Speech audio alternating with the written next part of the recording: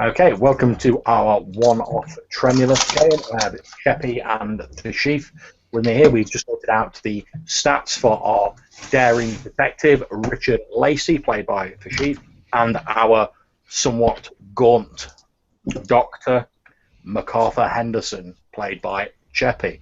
Now, guys, you know from the basic intro that you're going to be heading into the town of Ebon Eaves, a town that's suffered through various misfortunes, one of which being a horrible incident involving a crazed woman burning down the Arms Orphanage 75 years before the start of the campaign. Another occurring only 20 years ago when some sort of military experiment in Porter Labs in the town went wrong. The military were forced to move in and a number of the locals were killed, although the exact circumstances surrounding that were very sort of shrouded. All that is known as a matter of public record is that there were a number of casualties and that the military basically moved in, disassembled this laboratory, created a load of stuff up and marked it top secret, and then got out of town as quickly as they could and basically never looked back.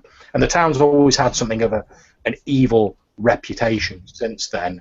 There's a lot of people who are born with strange deformities or strange sort of mental aberrations in the town.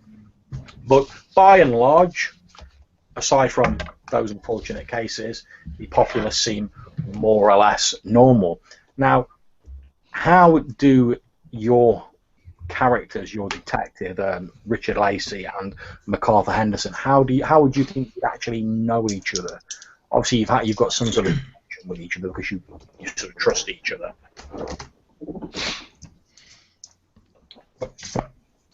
Well, I specialize in forensic entomology and forensic parasitology. I'm used to probably looking up a lot of the cases that, as an informant for him, since I'm not directly involved with any police or anything, I could probably gather information for him where he couldn't, since he's a private detective, I'm assuming. Yeah. Okay, so it's always suggesting that perhaps he's consulted with you on like a number of his cases for sort of medical information.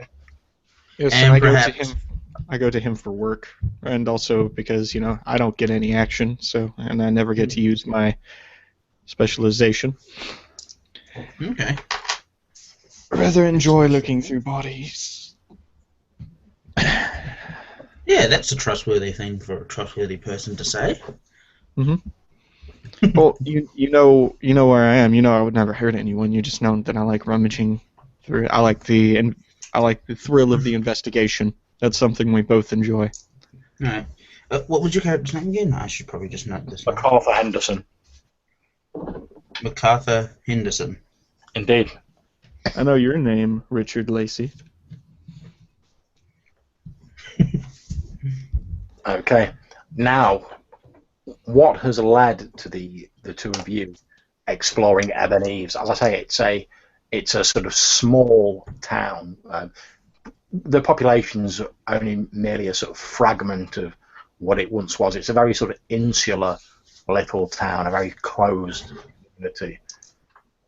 What sort of thing could lure a consulting doctor like Mr. Henderson and a detective like Richard Lacey to? So it could have been something that maybe a case that I thought I needed MacArthur's expertise on, or maybe it's a personal issue for MacArthur that led him here, and he thought he might need a detective with him. I do like the personal issue angle. All right. Okay. You could say maybe I'm a former orphan, but from a long time ago before all the crap went down. Okay, so are you saying that effectively at one point in time your character, MacArthur Henderson, was a, I don't know if inmate's the correct word, but was a lodger at the orphanage that stands above the town? Or maybe I lived next to it and I knew several of the residents. Okay. And memories, it's like my childhood's been disturbed from a number of years ago, and so after helping him in so many cases, I'm asking him to do a favor for me for once. Okay. And although I'm broke, I can't turn down my friend. Indeed, of course you can't. I mean, obviously, you're a very honest man, and you are incredibly clever. So it's only natural that he should turn to you in his hour of need. So yeah, I think the living next to angle is a little bit better. Okay, that's Because the orphan crap is just cliche. Like it, at least You'll this just way. say that because you saw his Family. bugbears video. Well, it's a bugbear of mine as well, and I realized, wait, that would be an orphan. I was like, next. Like okay. living next to him. That means there's a possible family member or something still in the town. Yeah, that's absolutely fine. So- no problem at all. How exactly did this play? Was this like you suddenly get a memory? That's the town where I grew up in, and you want to check it out? Well, it's the fact I never worked up the bravery to get back over there. To put alright. myself through all the memories of going through that orphanage. So what might have happened recently that sort of encouraged you to sort of, so you say you've never really worked up the sort of courage to go back there before. What's changed that suddenly made you think, oh, no, now's the time I need to head Could back there? something newsworthy happen in it? And maybe his hometown's kind of shoved in his face? Well, now Maybe you it mentioned was it's coming up to the 75-year anniversary of the orphanage in the town actually burning down. And there is a large sort of memorial service that's held every year for the people who lost sort of people in that area. Because obviously a lot of the people in this sort of orphanage, they didn't really have any sort of families in the town. That would make me 80 years old. Wouldn't it? Sorry? That would make me 80 years old, wouldn't it? Because it burned down 75 years ago. It would indeed. If you were there before it burnt down, yes, it would do. Oh, but I live next to the orphanage, and maybe when it was I've burned down. grown up hearing the stories about how it burned down. And maybe something bad happened that you attributed to these stories. Which In fact, I'll tell you, since you grew up next to the town, let's make this the first roll of the game. Can you roll me 2d6 and add your reason score to it, please? Alrighty. I'll do Henderson. a dice stream. That way there is no 6, so lore. Okay. Lore is 3. Do you want to include my glasses in that or not? Yeah, if you're wearing your glasses at the time, that's absolutely fine. Yeah, I wear my glasses most of my life, so 9. Okay, no problem. You grew up hearing the stories of Open Arms Orphanage. You grew up next to the sort of burnt out wreckage, the shell of the building, as it were. You remember hearing that you always sort of like looked at the gates as you went past, and there were these large sort of rusty sort of iron gates with this huge rusted padlock hanging around the front of it that no one had opened since years and years before you were born, not since the day of the incident, apparently. Now, what you grew up hearing is that there was a woman who used to work there, who used to look after the children there, called Eloise McElroy. Now, she was something of a sort of, I suppose, bogeyman sort of figure as you were growing up in Ebon Eaves. It was always very much a sort of tale that was used to like scare children. If you didn't behave, Eloise would come and steal you away during the night. However, what the woman actually did, according to the legends of the town, obviously you've only heard the sort of like the legends, you don't know the insider details of it. But apparently one evening, for no reason that anyone can understand, she set fire to the orphanage with herself still inside it. All of the children in the orphanage perished in the fire, and it's practically a miracle that she survived herself, although she was severely burnt and was apparently confined to an asylum shortly afterwards.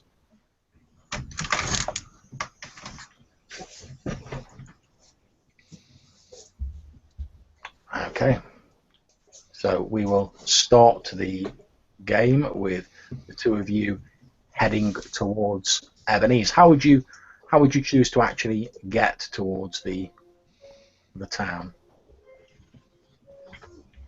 Well, I don't have a car, so I'll probably turn to my dear friend to arrange for my transport there.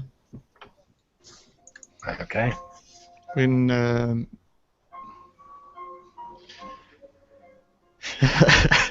music, we could do an old friend, perhaps.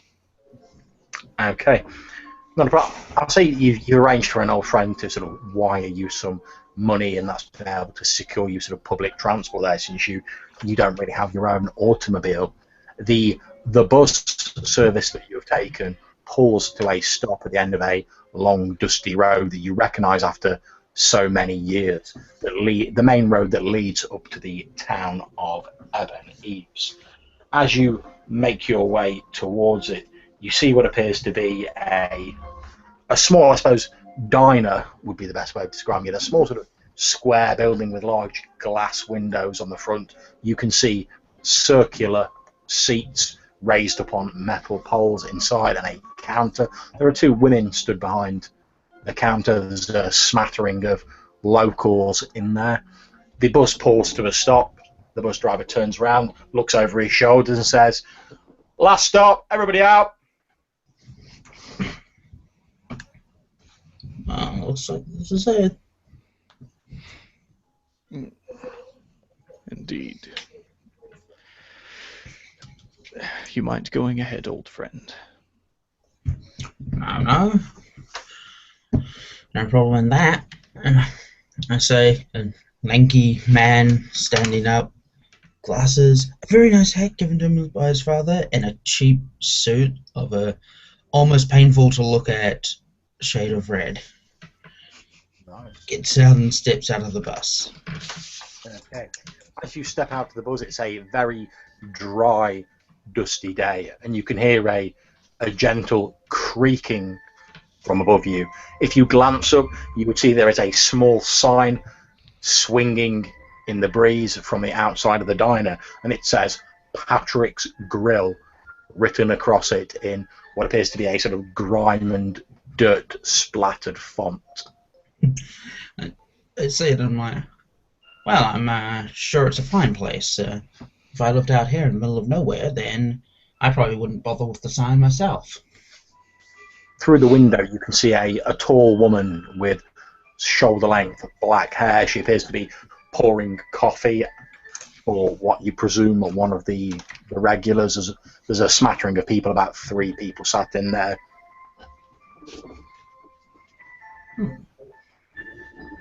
MacArthur, are you coming at any time today? Of course, I'm coming. Steps down. Okay. Has that one button undone at the top. Puts it back up real quick because of the dust. Wipes some of it off the nose. Indeed. The bus driver nods at you as you get off the bus. You can notice that most of the other people have left the bus, in fact, leaving only the 2 of you on it for this last stop. It would appear that Ebon Eaves is decidedly not a tourist destination. And looking at this sort of small, tiny town, which, if anything, Mr. Henderson, seems even smaller than you remember it being, or perhaps you were just smaller yourself. You're not sure.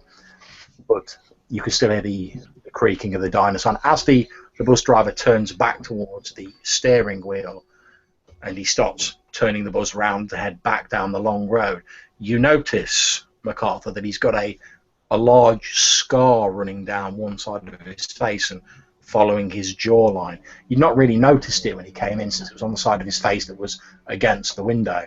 But as he turns round, you just notice it, like I say, running down the entire length of his face and down his jawline. Then there's as the door shuts, the bus turns around, starts chugging off. I stared at the bus driver for a moment. It's kind of strange. You know, I'm really starving. That bus ride, there was nothing to eat, and it took quite some time. I would have, if I was that bus driver, I would have stopped in this town for a bite to eat. You know, he seemed to be in a hurry.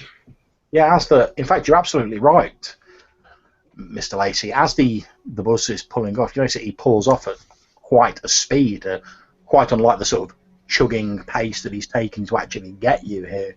He seems to be in quite a hurry to be on his way, and there's a screech of the tyres as he disappears off into the distance in a plume of dust and smoke. Yeah, and I sort of realise what I'm saying, and I don't want to disturb my friend because he mentioned some misgivings about coming back. Well, I'm sure it's nothing. How about we head into that diner there and get ourselves something to eat? Okay. As you say that, in the distance, you can hear what appears to be the sound of bells ringing somewhere. Church bells? Does this give me a flashback of any kind? Well, you do know them to be there is a church in the centre of the town. In fact, it's the oldest building in the town. Would your character have been particularly sort of religious when you were growing up? Not particularly. He lived by the burning house for a reason. There. Absolutely. The only thing you can really remember about it is it's called the Church of Redemption or Mercy or something like that. But like you say, you were never really particularly religious growing up, so you weren't really a regular attendee. You can still hear the sort of the mournful and slightly sort of out of tune bells sort of tolling in the distance. Still hasn't changed after this number of years. You grew up around those bells then, huh? I just remember hearing them. Well, it causes quite the racket. Man can't get any peace and quiet. Indeed, there's a strange sort of distorted, almost sort of out of tune sort of quality to the sound of the bells.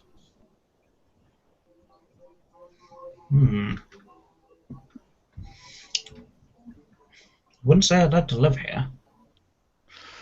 Those bells always going. So, how about that bite to eat? Sure. Just gazing in the distance toward the bells, just being pulled into the diner by his detective friend. Of course, I try to take a look at, see if he's staring at anything interesting. He just appears to be looking off in the sort of direction that you assume the church must lie in. In fact, you can just about make out the sort of top of the spire over the buildings. Obviously, yourself, McCarthy, you know exactly where to look. But all you can really see, Mr. Lacey, is just at the very top of this spire, and it's got some kind of weather vane on the top of it, but you can't really make out exactly what it is. And then he pulls you through the door, Arthur, into the slightly warmer and slightly friendlier Patrick's Grill. As the door opens, you're met with the hubbub of conversation from the various people who are sat around that, as is typical with small towns, dies away immediately to silence as two unfamiliar faces enter through the door, and a couple of people who are sat there are sort of like, hi, hello there. The woman with black hair behind the counter says, "Oh, hi there. I'll be with you in a moment." Approach the counter and I whisper my friends there. I was like the most friendly bunch. Apart from that man. Could imagine everything was a little bit more polite when I was younger. Eventually, a slightly younger woman wearing a similar uniform with Patrick's Grill embroidered on it walks over to you, and she says, "What can I get for you, gentlemen?" And she pulls out a small sort of notepad and pen. So, I'll take and kind of look at the menu. It's fairly standard. So most of the menu seems to be various pies of different type. I can't stand a pie. I think I'll take a cheese and ham sandwich. This is a place with weird names, right? For their stuff. Indeed, it is. I'll take a rusty scabbard. Okay, not a problem. You have a rusty scabbard. Look, Arthur, if you don't mind me asking, what the heck is a rusty scabbard? You'll find out. Get me a rusty scabbard as well. Brave man. A little kind of worried. Right, you off her. She gives a little sort of like almost like sly, sort of slightly smug grin as she writes down and says, "Right, you are, sir. 2 rusty scabbards it is." And she shouts over into the back and she goes, "Hey, Shauna, we've got 2 people out here who want 2 rusty scabbards."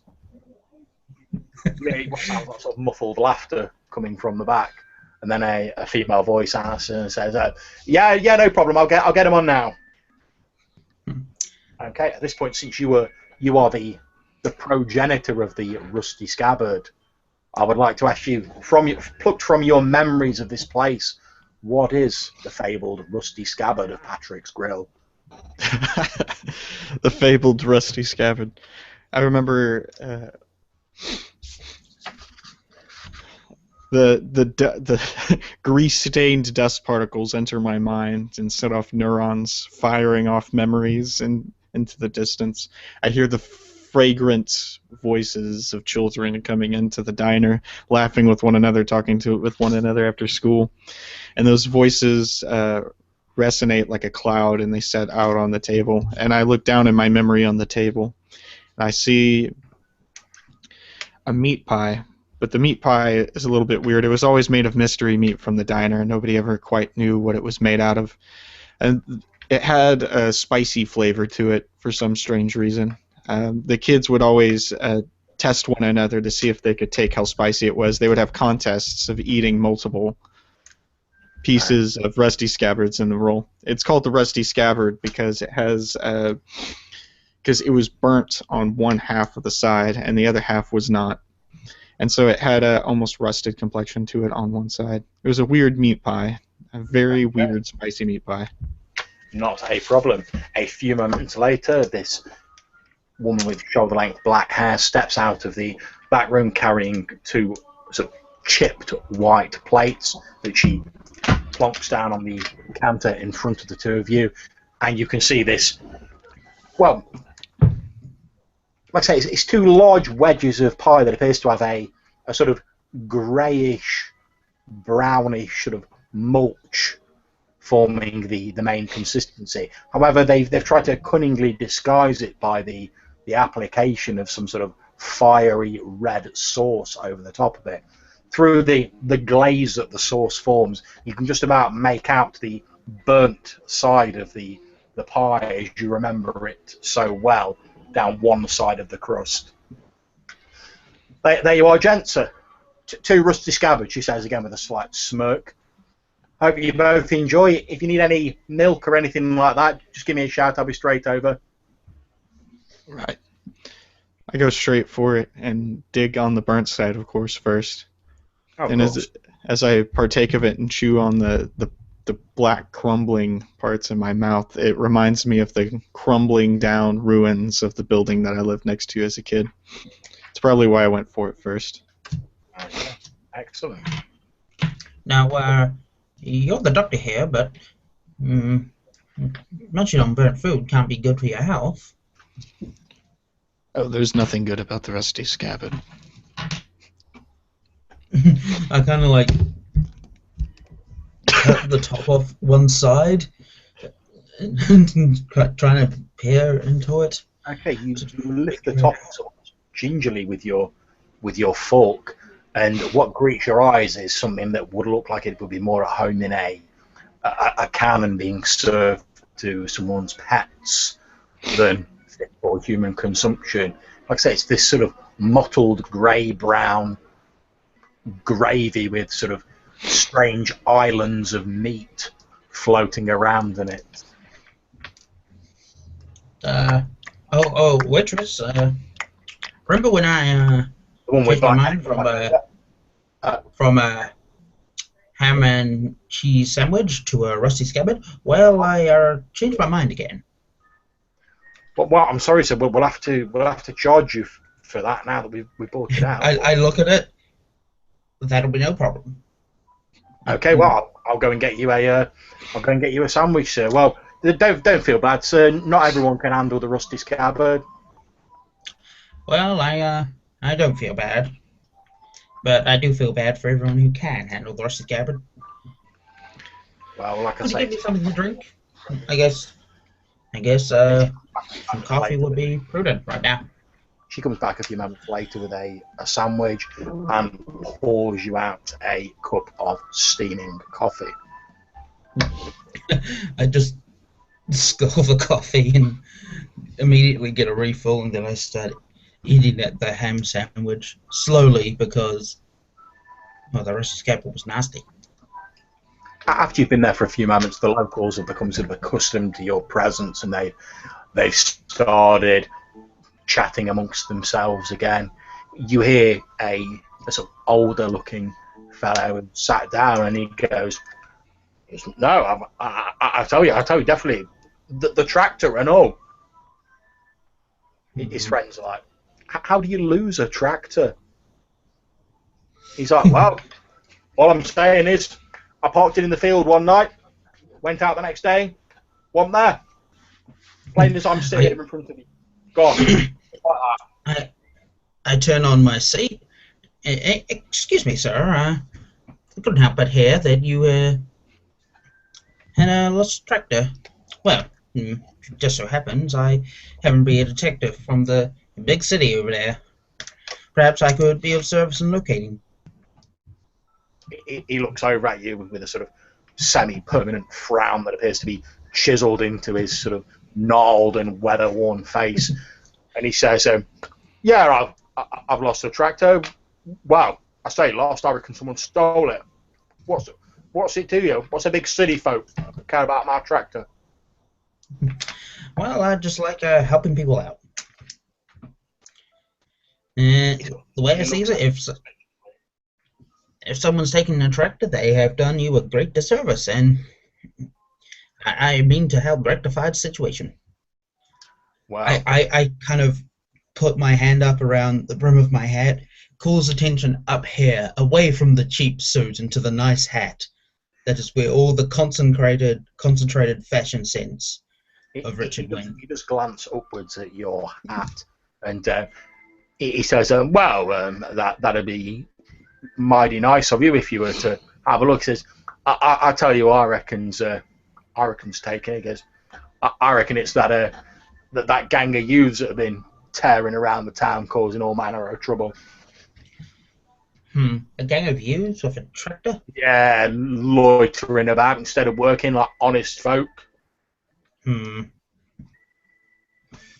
Well, not sure what a bunch of youths would want with a tractor, but, you know, kids these days... Who else would have taken it? Ain't no one else trying to have stolen away my tractor in the middle of the night, are they? Indeed. Well, was there... What kind of business are you in? Farmer, I assume? The tractor? He says, "Oh, well, I see you are a detective." "Yeah, of course I'm a farmer. I've got a tractor. I'm a farmer." Any other farmers around here? Anyone that would like you to not have a tractor? There's a few of us about now, but not as many. You know, there's not many of us folk left in the town. Most of the youngsters moved away. You know, all drawn by the big city lights and all that. There's not really much to keep them in a small town like this, is there? If you ask me, the whole place is dying on its arse. I can see that. Yeah, he says, I don't reckon there'll be anyone left to keep my farm going after I've gone. And then what's going on? He says, to be honest, I'm barely keeping it hanging as it is myself. Still, you do what you can, don't you? Yes, that is a mighty shame. Well, that's the way of the world, isn't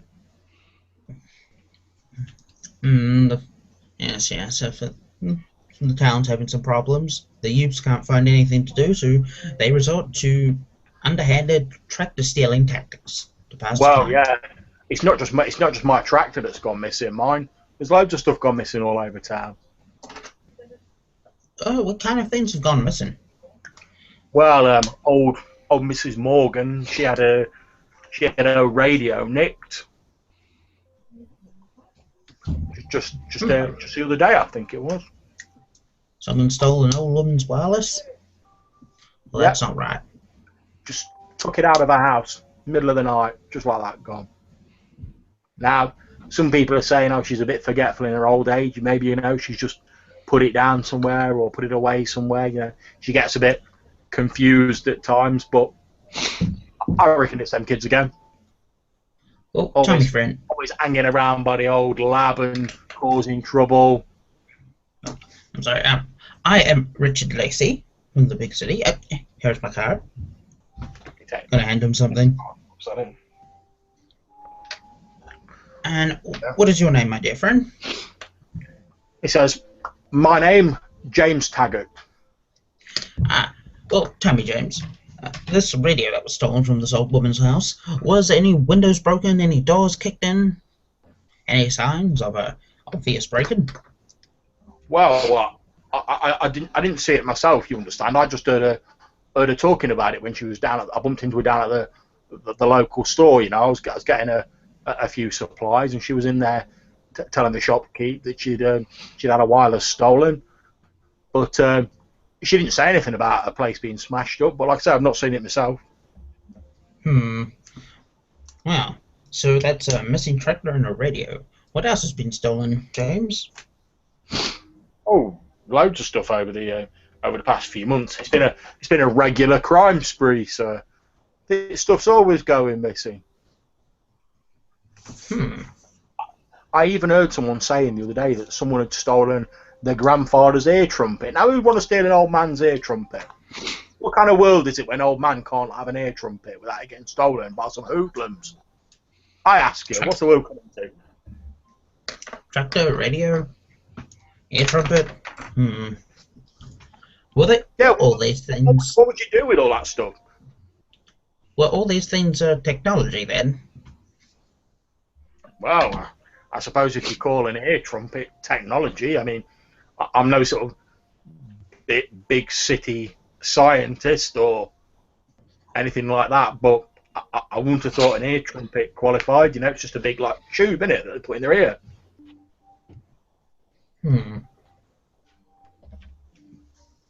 So, did you hear all that, MacArthur? On the way in? Must admit, this is quite a conundrum that they have going on here. I don't remember doing things quite like this when I was a kid. There's always trouble. Scratches the tied up hair behind. Yes, of course. Are you from the area then, sir? Says the farmer. Yes.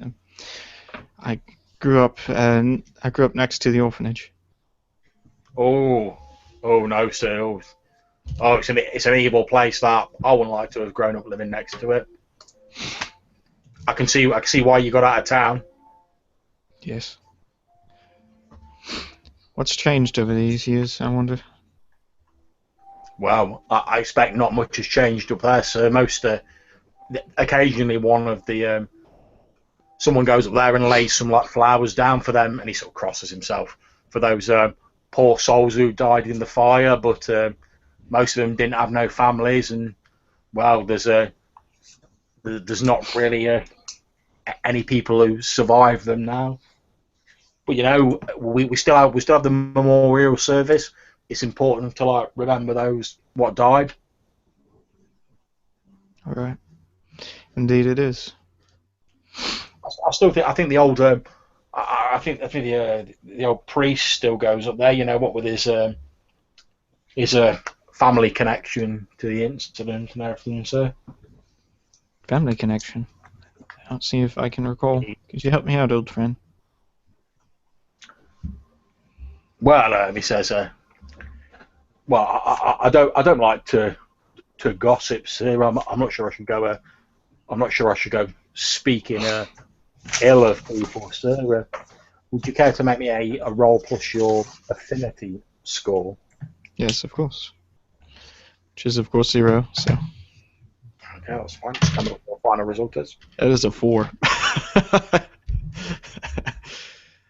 Okay, he says, well, I shouldn't really go telling you much. I'm not one to gossip, but well, some people say that mad old Eloise who burnt down burnt down the place. And some of them say that how the local, and he leans in a bit and his voice goes a bit lower. Some of them say how the local priest was some kind of relation of hers. But he's kept it quiet, and I don't suppose I can blame him, sir. I wouldn't want anyone to know I was related to someone like that.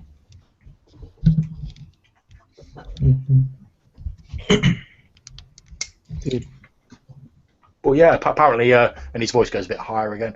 Apparently, he always takes flowers up there, every now and then. And obviously, he's holding the memorial service tomorrow. I expect most of the town will turn out. I'm even going along myself. So, like I said, I didn't really know anyone what died in it, but it's always good to show a bit of consideration to people who've lost their lives, and I mean little kiddies at that as well. So it's no way for someone to go out of this world, is it? It's very commendable of you, James. Well, our town might be on its last legs, sir, but there are a few things we still do right in Ebon Eaves, and there's one thing we do right. It's like we like to remember where we came from, sir, and knows what got us where we are now.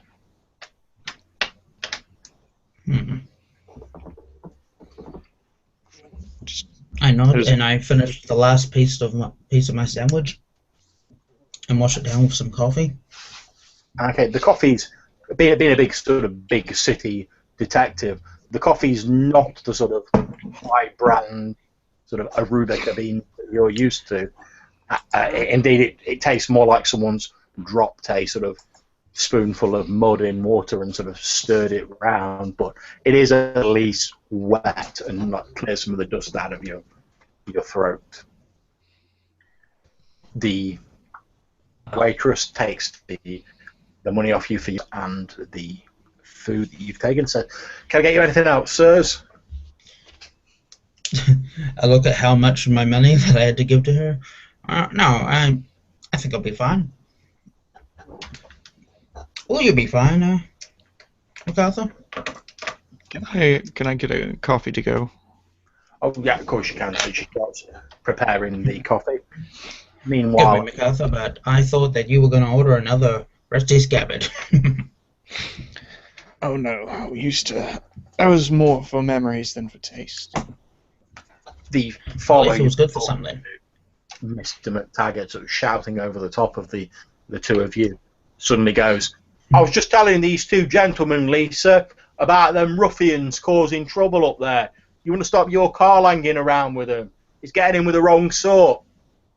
The woman who's just taken your order and is now pouring the coffee, sort of shoots in an angry look, but then seemingly sort of reining her emotions back in, remembering she's still sort of at work and she's still got customers to deal with, says, listen, James, stop with all your idle talk. These city folk don't want to be bothered with all you going on about your tractor and all that rubbish. It's all we've heard for the last few days about how you've lost the tractor. You've been drinking again, haven't you? You parked it in a different field than you thought you had. That's what's happened to it. And he goes, yeah, as if I forget where I parked my tractor. As if I'm going to get... I've been drinking many a time and I've never forgot where I parked the bloody tractor. Whatever. I've seen the states you get yourself into. Stop pestering these two nice city folk here. And at which point she hands you over your coffee, MacArthur. She says, pay no attention to James. He's always looking for someone's ear to bend about his tractor and all this rubbish that he's on about. He blames young people for everything. But if it wasn't young people who stole that radio and that air trumpet, then who do you think did it? I honestly don't know. So all I can tell you is that there's a lot of stuff in this world I don't understand, but that don't mean that young people did it, or does it now? Kind of tip my hat to her. Well, that's a fairly sensible attitude to have. Well, so someone's got to keep a bit of a level head in this town, to be honest. Mind you, you two are the first strangers we've seen around here in a long time. We don't get many city folk coming into the town. It's normally just the sort of locals, the farmers, a couple of people. How old is she? She's about, she'd be about 35. She's around my age. Indeed. Do you remember...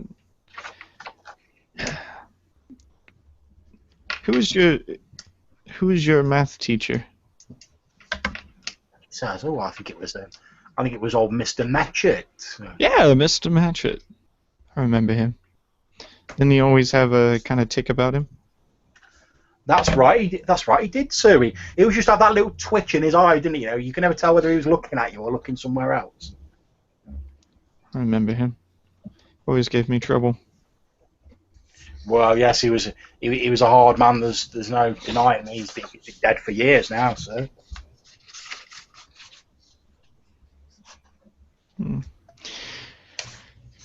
Takes a sip of the coffee. So you haven't cleaned it in a week and a half, have you?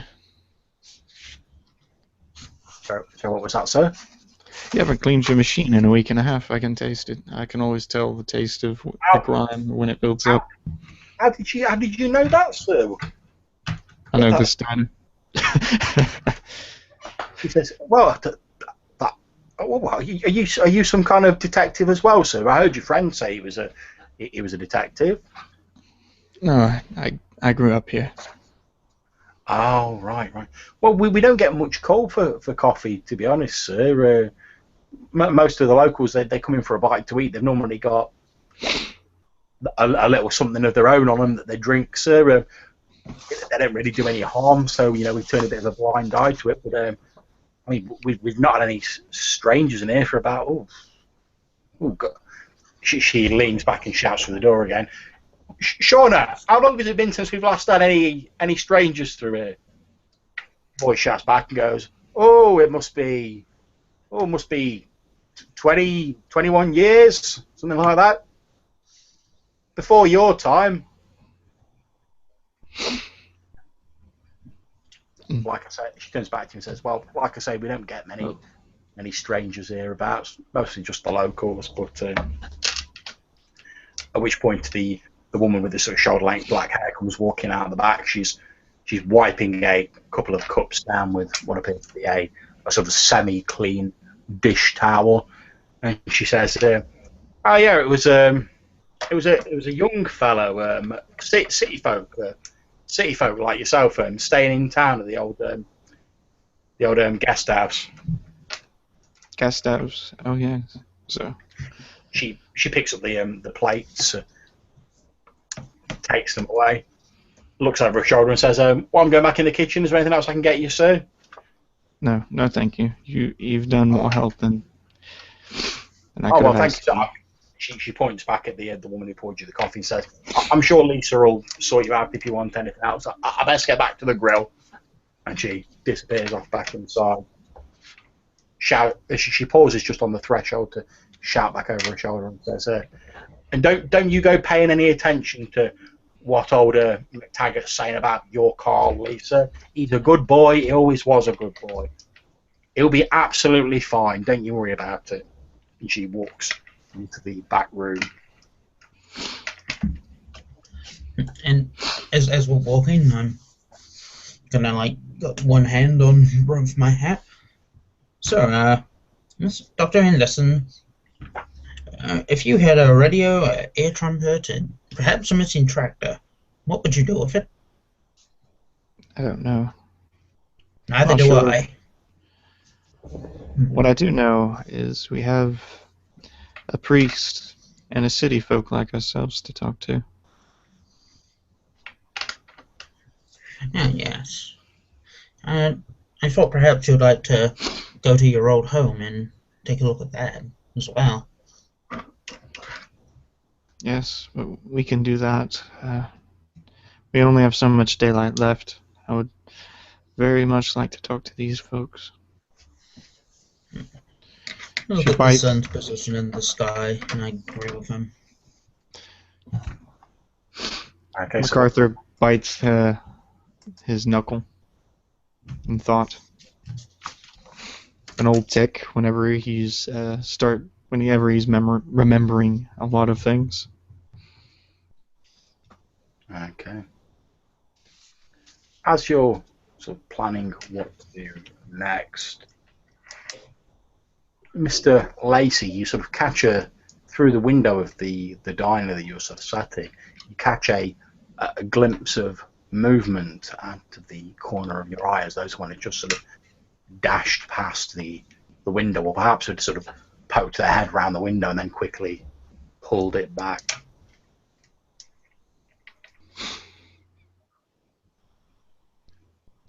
The locals are still there drinking there. A couple of them have got sort of like hip flasks now, and they're drinking away. They're getting steadily louder as they obviously imbibe more of whatever liquor they've got inside these flasks. They sort of shout at each other.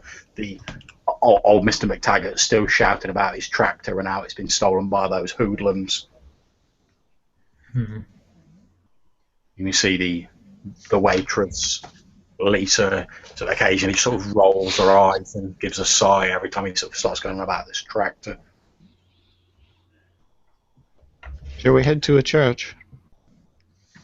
Yes, I suddenly feel the need to confess. I nodded him. Okay. Walk out and head towards the church. At least what I think the direction of the church is in. Okay, not a problem. You make your way down the sort of the central street of Ebon Eaves. A lot of these sort of houses and these stores that you pass are either closed or in a state of disrepair. It's clear that even since you were here, MacArthur, the town has fallen on hard times indeed.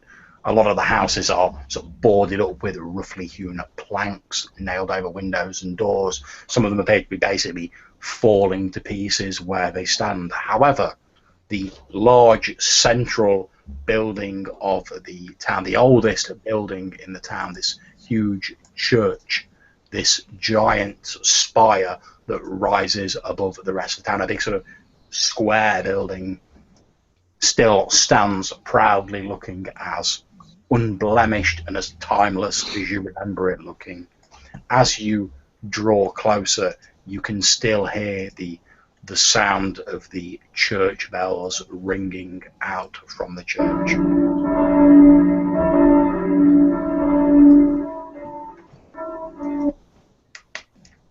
Again, with this slightly discordant sound.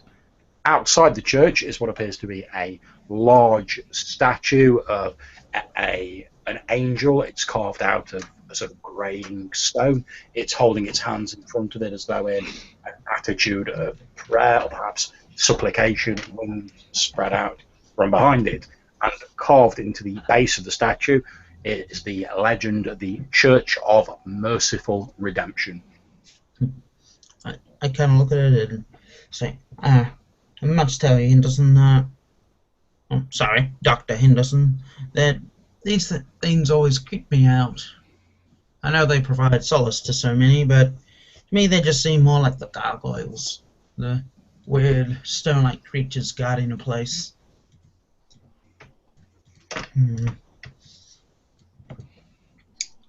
So, you say we head in now? Yes, sorry. Was gazing out, looking up at the building, biting his knuckle. Oh, yes, of course. Okay.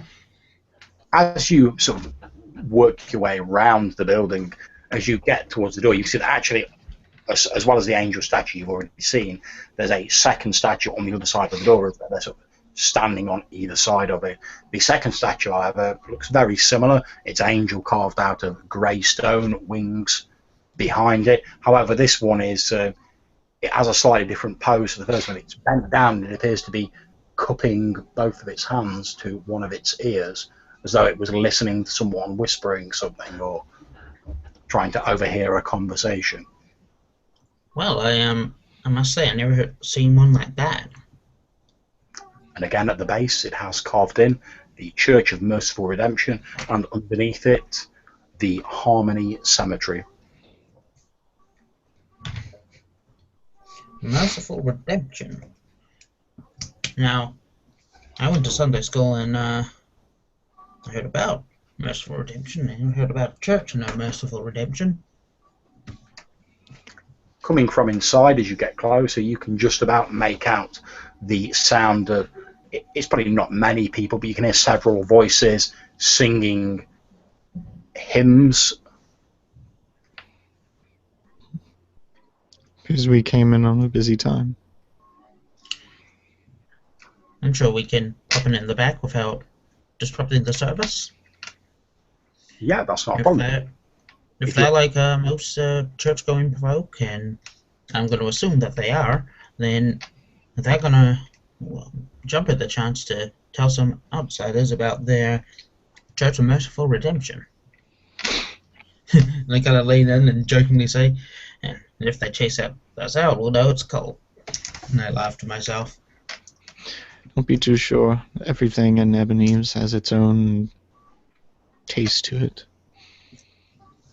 So are you planning to slip your way in through the back door of the church, gentlemen? Well, we're just slipping like quietly through the front, basically, because I'm imagining it's just like, you know, the rows and the priest will be at the back. So I just want to pop in quietly without like kicking the door down. Hello, we're... Yeah, that's no problem. You have no problem slipping in quietly. That's absolutely fine.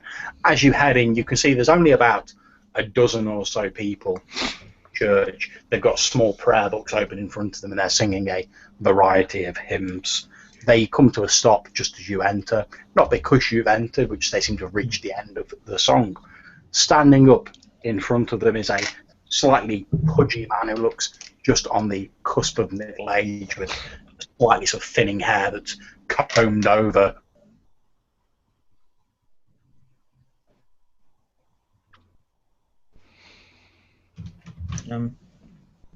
Magic of the internet. All right. Top.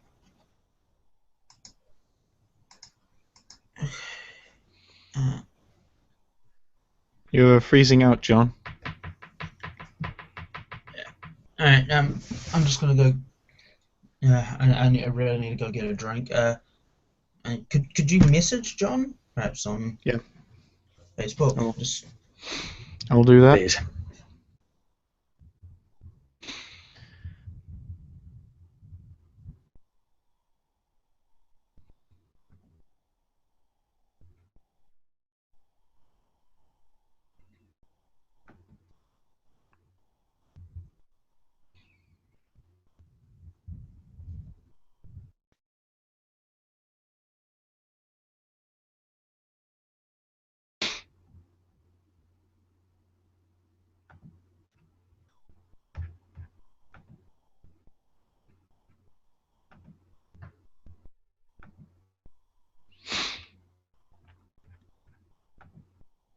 It's full of technological issues this time. Oh boy.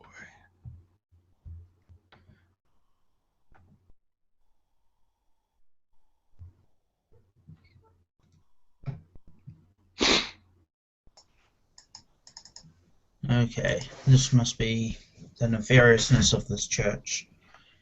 Or maybe the power of the god here is so strong that the GM, effectively our god, was banished. Don't let it go to his head. Using the term god for a GM. I think distracts from the storyteller part of it, to be honest.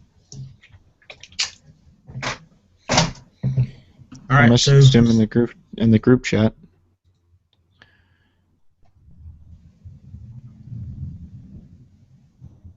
Says he's joined. Alright, so we're just in the back section of this church. The service is slowly dying down.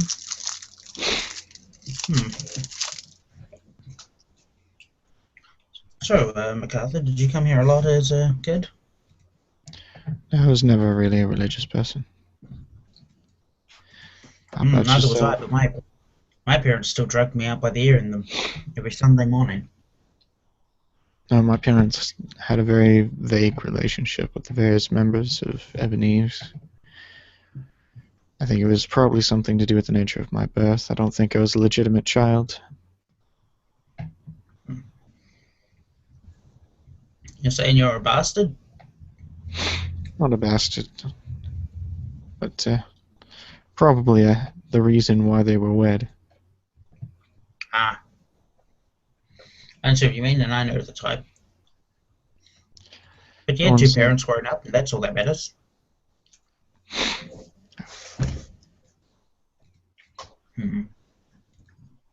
See that man at the end of the church there? I think he must be the priest. Now, when we're talking to him, I don't think we should just flat out ask him about his relation to the orphanage. Can you hear me, guys? Yes. Yep. I do apologise for that. My computer just threw a minor episode. However, we do still seem to be broadcasting, so that's all good. Yep. Seems to be a common theme with this particular hangout. Indeed. Up next. Indeed. So okay. So what did you guys catch up to? When did I put that for you? There's a short, Bugsy man at one side of the room. Ah, yes. Indeed. The short, pudgy, the vicar, who stands up and addresses the congregation. He appears to be talking about some sort of memorial service, and he says, my fellow citizens of Ebon Eaves, you're people I've come to know as friends, as colleagues. We all have loved ones, family who live in this city, and it's important that we remember our family. However, it's important that we also, in these times of hardship, we remember those who have no family, who have no one to care for them, especially those that were taken into the warm embrace of the Lord before that. We will be holding the annual memorial service for those who lost their life in the tragic events of the fire at the Arms Orphanage. Tomorrow we'll be holding them in the cemetery adjacent to the church. I hope that you will all be there, and I hope that you'll spread the word to the rest of the town so that we can have as good a turnout, perhaps even a better turnout as we did last year.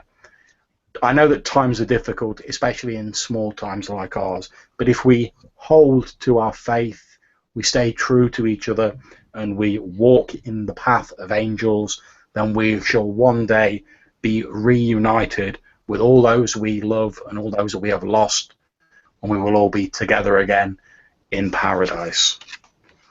At which point a few people are. I join in with a polite clap, which kind of muffled by the fact that I'm holding my hat in one hand. You can't wear a hat in the church. Just not done.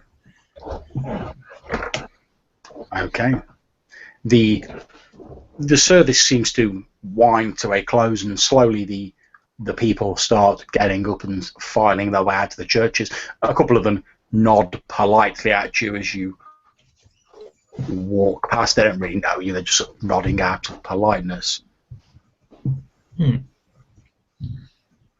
slowly the priest stops going about his business, collecting up the prayer books, etc. I make a head movement towards him, and I start to walk towards the priest. Okay. Tim, what was on the liturgy today? So what was that you cut out there? Oh, I turned to him. What was on the liturgy today? Are you talking to the priest, or are you talking? Yes, talking to the priest, obviously. Indeed. He looks at him and says, well, there were several matters to discuss today, but the as is normal with this time of year, there are always the troubles that vex people of a small town like this. You would think that a small town would have small troubles, but I've certainly found that isn't always the case. People's troubles never seem small to them. So I try and treat every person's problem as best I can, but certainly at this time of the year, our thoughts are, as always, turning towards our annual memorial service and the whole. I like to try and foster a little bit of community spirit amongst the good people of Ebon Eaves. As I said in the service, it's important, as well as appreciating what we have now, to remember where we came from and those who are less fortunate than ourselves. And he smiles serenely at you. Well, I must say, I thought we only caught the ending of it, but I thought your service was quite beautiful. Yes, It's That's kind very of kind of you to say so. we come from a big city where this kind of thing's kind of lost. You know, you're paying attention to an event that happened so long ago, but you're not Well, letting the tragedy be diminished by time.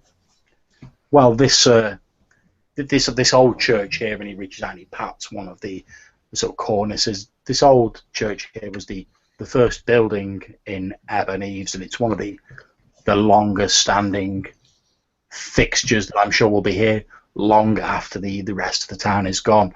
More's the pity. But I feel with such a strong link to our past, and again, he sort of like pats one of these sort of stone columns of this church. It's important that we think about the past and that we think about the present, since how can anywhere have a future if it doesn't have a past? Of course. So things have a beginning, middle, and end. Indeed. Sadly, I don't foresee a long future for Ebon Eaves. I'm sure you've noticed the decay that's setting in the town. People are starting to turn away from the church. As I'm coming from the city, as I'm sure you've seen, that people's lives are so full of their own cares and their own problems that he looks up as though to the heavens, as the people forget that although things do seem to be sent to try us, the Lord only places such burdens upon us that we can cope with. The Lord knows how much each person can cope with. And okay, so we heard that this guy had a connection to the orphanage, and That's correct. He's been rambling, kind of, in a priestly manner, though. I'm gonna try to read this person. Okay. See if he.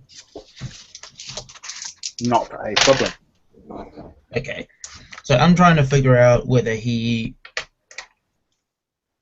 is concealing an emotion, but I'm unable to kind of peel beneath the surface here on a floor. Okay.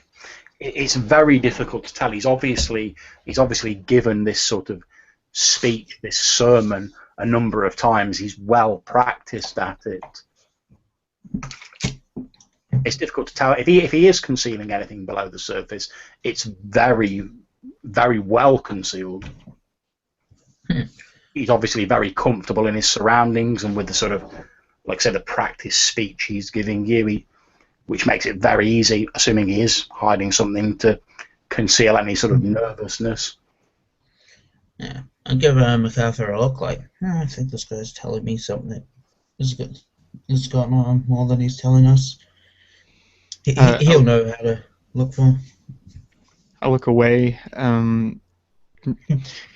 take my watery eyes and blink a few times, trying to get some of it to patter out a bit. See if I can produce a single bit of basically not a tear, but it's just water coming down from the eyes.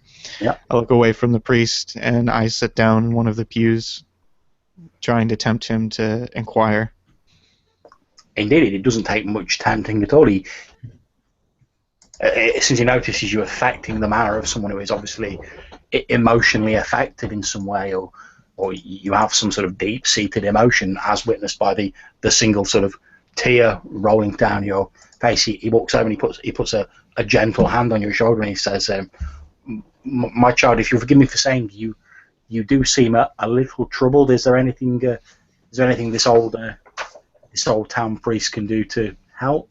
That is what the church is here for." It's the 75th anniversary. Sorry to intrude. I grew up around that orphanage. The ruins and everything that happened are very clear in my mind. I just wish I knew someone who had some kind of connection to it, someone who could relate. His grip almost imperceptibly sort of tightens a little bit on your shoulder, and he says, "Yes, it was undoubtedly a terrible thing. I'm sorry to hear that you grew up in the midst of such an area that has been tainted by tragedy. The events of the fire so many years ago, they've affected all of us. They've touched the lives of all of the people of Ebon Eaves quite deeply. And at this point, you notice him sort of blink himself a couple of times as though he's trying to sort of blink away the welling of tears in his own eyes. It's the trouble of not having anyone else with a direct connection. He leans a little bit closer and he says, well, my child, my own, I try not to make too much of it, but my own family were involved in the terrible events that day. The McElroys are one of the oldest families in the local area, and I'm sure you're aware of the. We also share a surname with the unfortunate and misguided actions of the person responsible for such a great tragedy. At this point, like a little bit of a tear does actually roll down his face as he obviously he becomes quite sort of choked up with emotion, and his sentence sort of chokes off in the middle of it. I'm terribly sorry. I don't mean to bring up bad memories. No, that's absolutely fine, sir. It's good to be reminded of these things, and he sort of wipes his eye with a pudgy finger. It's good to not let ourselves forget the incident that occurred. I only hope that poor Eloise is getting the help that she needs. I can't even imagine the devils, the inner demons that must possess somebody to commit such a horrible act like that. I mean, when I sometimes, although I'm too young to remember it myself, I still sometimes have horrible nightmares about what it must have been like for those poor children. They must have been so frightened. And again he sort of chokes off and he sort of covers his face with his hand. Indeed. I hope she at least she must have been a good person at some point. She was. From what the rest of my family say, she was always a very kindly person. I only hope that that at least before she goes to meet her maker, whenever that may be, that she can achieve a tortured soul can achieve some measure of peace in this life. Indeed. Well, if she was good at one point, she can always be again. Right. That is what I believe. I like to think that no person is beyond redemption. Look at this. Look at the name of this proud church. Mercy and the belief that people can change for the better is one of the fundamental beliefs that I try and preach in my sermons here. I think that no one is beyond the light that the Lord's presence casts in this world. Some people stray far from it, and occasionally they may fall into the darkness beyond it, but it's always there as a beacon of hope to shine, to illuminate the way back. It just takes some people longer to see it than it does others. That's a very, very trying to choke up his own speech, because he's not as emotionally tied to this as Pastor is, obviously. But he actually has a measure of real tears because he's so empathetic and he's feeling out the air of it. The priest takes out a small sort of embroidered hanky from his pocket and he passes it over towards you. You can see that it has the initials TE sort of embroidered in the corner of it, and he passes you over the handkerchief. Isn't this someone else's? I don't want to use it. Oh, no, it's mine. You're more than welcome to. All right. Thank you. He uses it. I think it's my parents that are buried in the Harmony Cemetery. Was it? It's been so long. Yes, it is the cemetery that we maintain for the town. I'm sure you're aware there was a special series of plots that were paid for by the town itself and by the generous donations of local people to house the bodies of those poor unfortunates who lost their lives. And since they had no families to provide for their care, it seemed like the least people could do. I've read the old records from the previous pastor of the parish, and it seemed that although there were more people back then, it certainly seemed that there was more of a generous giving spirit and a sense of community. But I'm hoping we can get some of that sense of community back. I understand. Thank you. Again, thank you for talking to us.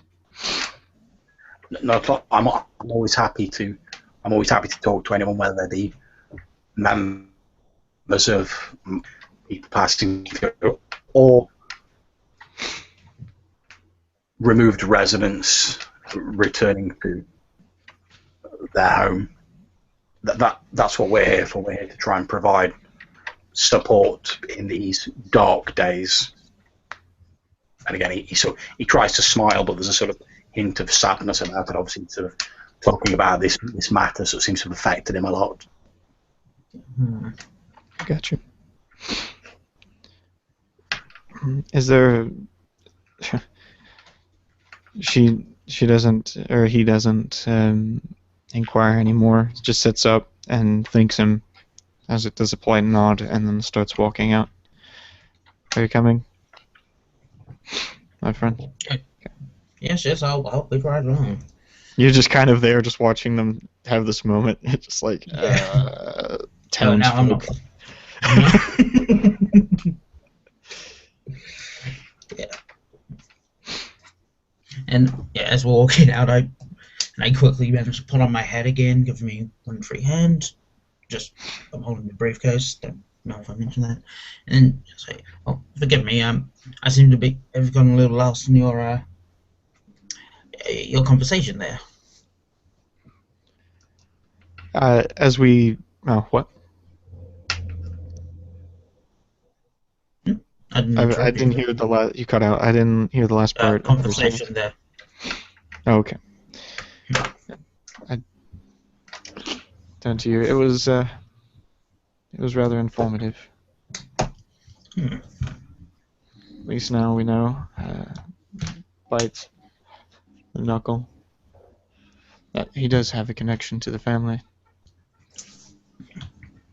No, I kind of suspected he was using his religious fervor to hide his emotions. You know what I mean by, because his speeches were quite long-winded, even in conversation. But I couldn't see anything. What was your read on the man? He seemed genuinely sad to me, although he may have more information on his family than we realize, but I'm not sure if we're going to get anything out of it. Yes. Honestly, if he was hiding more information, then I can see why. I turn over to the angel and whisper in its ear, "Are you really listening? I wonder that even if you're not. If you ask me, it's kind of a joke. Even this town..." Oh, my accent. Yes, sorry about that. Even this town seems to be beyond redemption. You whisper into the ear of the angel statue, and a stony silence meets your whispered sentence. However, as you're stood there, you bent towards the statue, MacArthur, and yourself looking down the path, Mr. Lacey. Mr. Lacey, you can see what appears to be an elderly woman wearing a shawl. She's hurrying her way up the path towards the Church of Merciful Redemption. So it sounds like a damsel in distress, maybe. Does she look like she's running it urgently? She actually looks Well, she is running quite quickly. I mean, because of her sort of her advanced age, she's not being able to go too, but she's sort of bustling along at a fair old speed. However, on her face, you can just sort of glimpse occasionally. She looks up from beneath her headscarf. She appears to have her eyes are quite sort of wide. They're quite sort of sparkling. She appears to have this massive sort of smile on her face. You can see that she's got a couple of teeth missing, which has this massive grin on her face. It almost lends her a sort of slightly manic look. Oh, you seem to be having quite a good day there, ma'am. She looks over at the two of you as though she'd not even noticed you existed, and goes, I'm sorry, sir. You did give me a scare. Well, it's a lovely day, sir.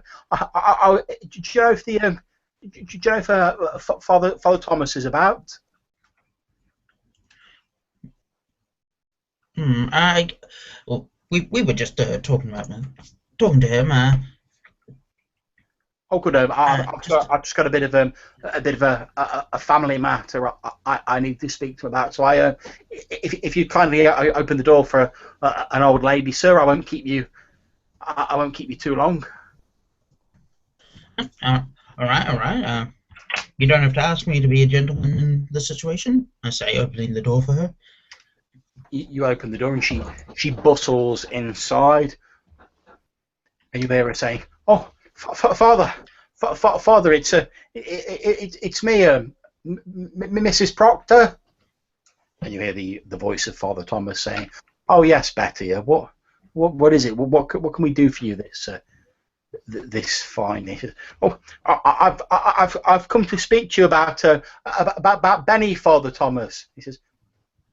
A slightly sort of sad tone comes over the priest's voice, and he says, "Or perhaps you should come inside, Betty, and step into my quarters, and we'll discuss this matter privately. You can sit down. I don't want you sitting on these hard wooden church seats, not with your hip, Betty. What would the doctor say if I was to keep you out here in this drafty church?" She says, "Oh well, a nice seat would be very kind if you were, Father Thomas. Well, just follow me through, Betty, and we'll go and talk about it in more comfort." And you hear the sound of another door open and shut inside the church. So, MacArthur, what do you make of that? I don't know what to make of anything right now. Coming back from after whispering to the angel. Mm-hmm. Well, it's a private conversation, but... The silence is suddenly shattered as your friend, Mr. Lacey, kicks some shale that's near his feet with his scattering of these small stones on the path, and then it's followed up by what sounds like an ear-piercing cry of pain or maybe anger emanating from inside the church. A sort of "Ah!" Alright, well, something's in trouble. I kick down the door. And I run towards the sound, and I have my hand on my sidearm. Okay, you hoof open the large doors into the church. The sound is still echoing and fading away as you head in, but it appears to be coming from a small door to one side, probably some sort of small sort of vicar's quarters, like on the side of the church or something similar. No expert on churches. I run to it and I pull up my sidearm and with my right hand, and I open my door with my left hand, and I swing into the room with my left arm holding onto the doorknob and leaning onto the door. Okay, so as Mr. Lacey pulls out his sidearm, runs in and heads straight over to the door, clearly impressed on making yet another sort of daring entrance into another chamber. What is MacArthur doing? MacArthur, knowing the tendencies of his friend, just stays behind because I'm a doctor. I'm not a detective. Just Stays behind. Just it goes to the corner down the ways of the wall, away from the doorway, observing. You throw open the doorway, sidearm still in hand, Mr. Lacey, and as the door opens, you can see it's basically a small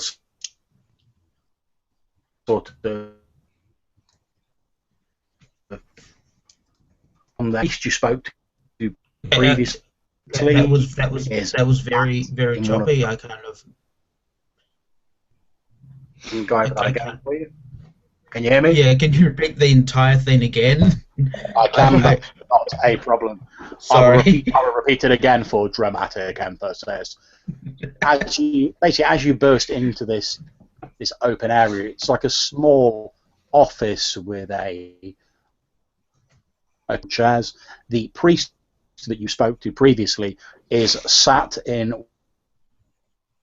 As you old woman who you saw going to the church. The priest is sat in. Yeah, he's sat in a comfortable chair. Okay. In this small side office. And as you walk in, the old woman you saw going to the church is basically on her knees in front of the priest, holding onto one of his arms, as though she'd sort of like fallen down or she'd thrown herself at his feet. I quickly put the sidearm away. Sorry, I thought I heard screaming. I thought someone was in trouble. Is she all right? My friend's a doctor.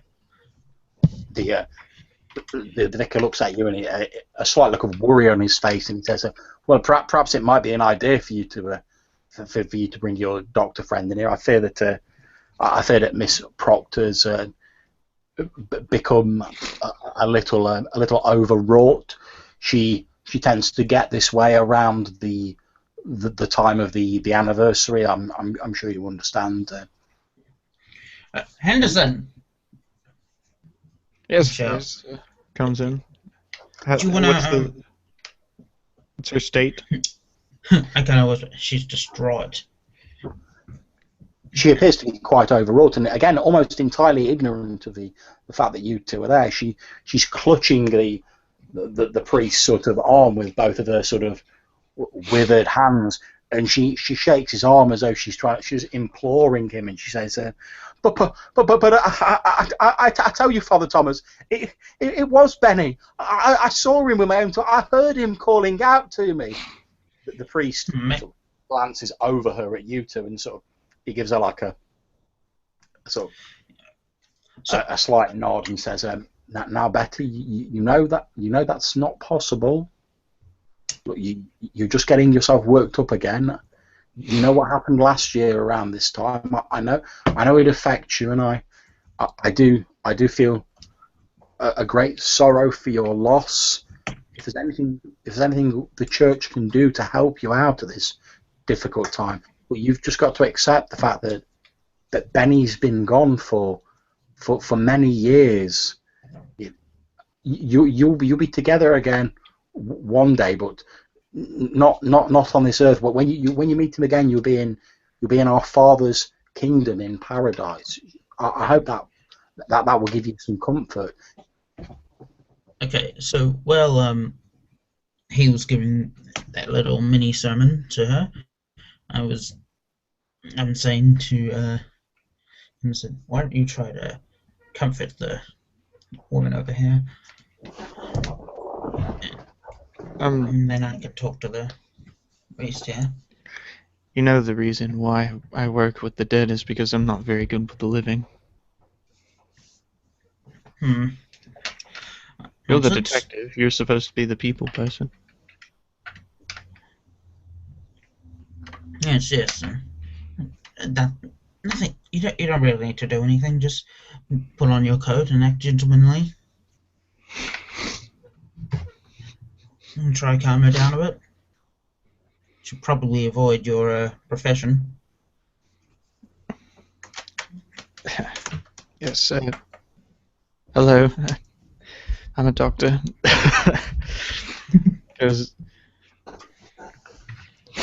What seems to be the trouble?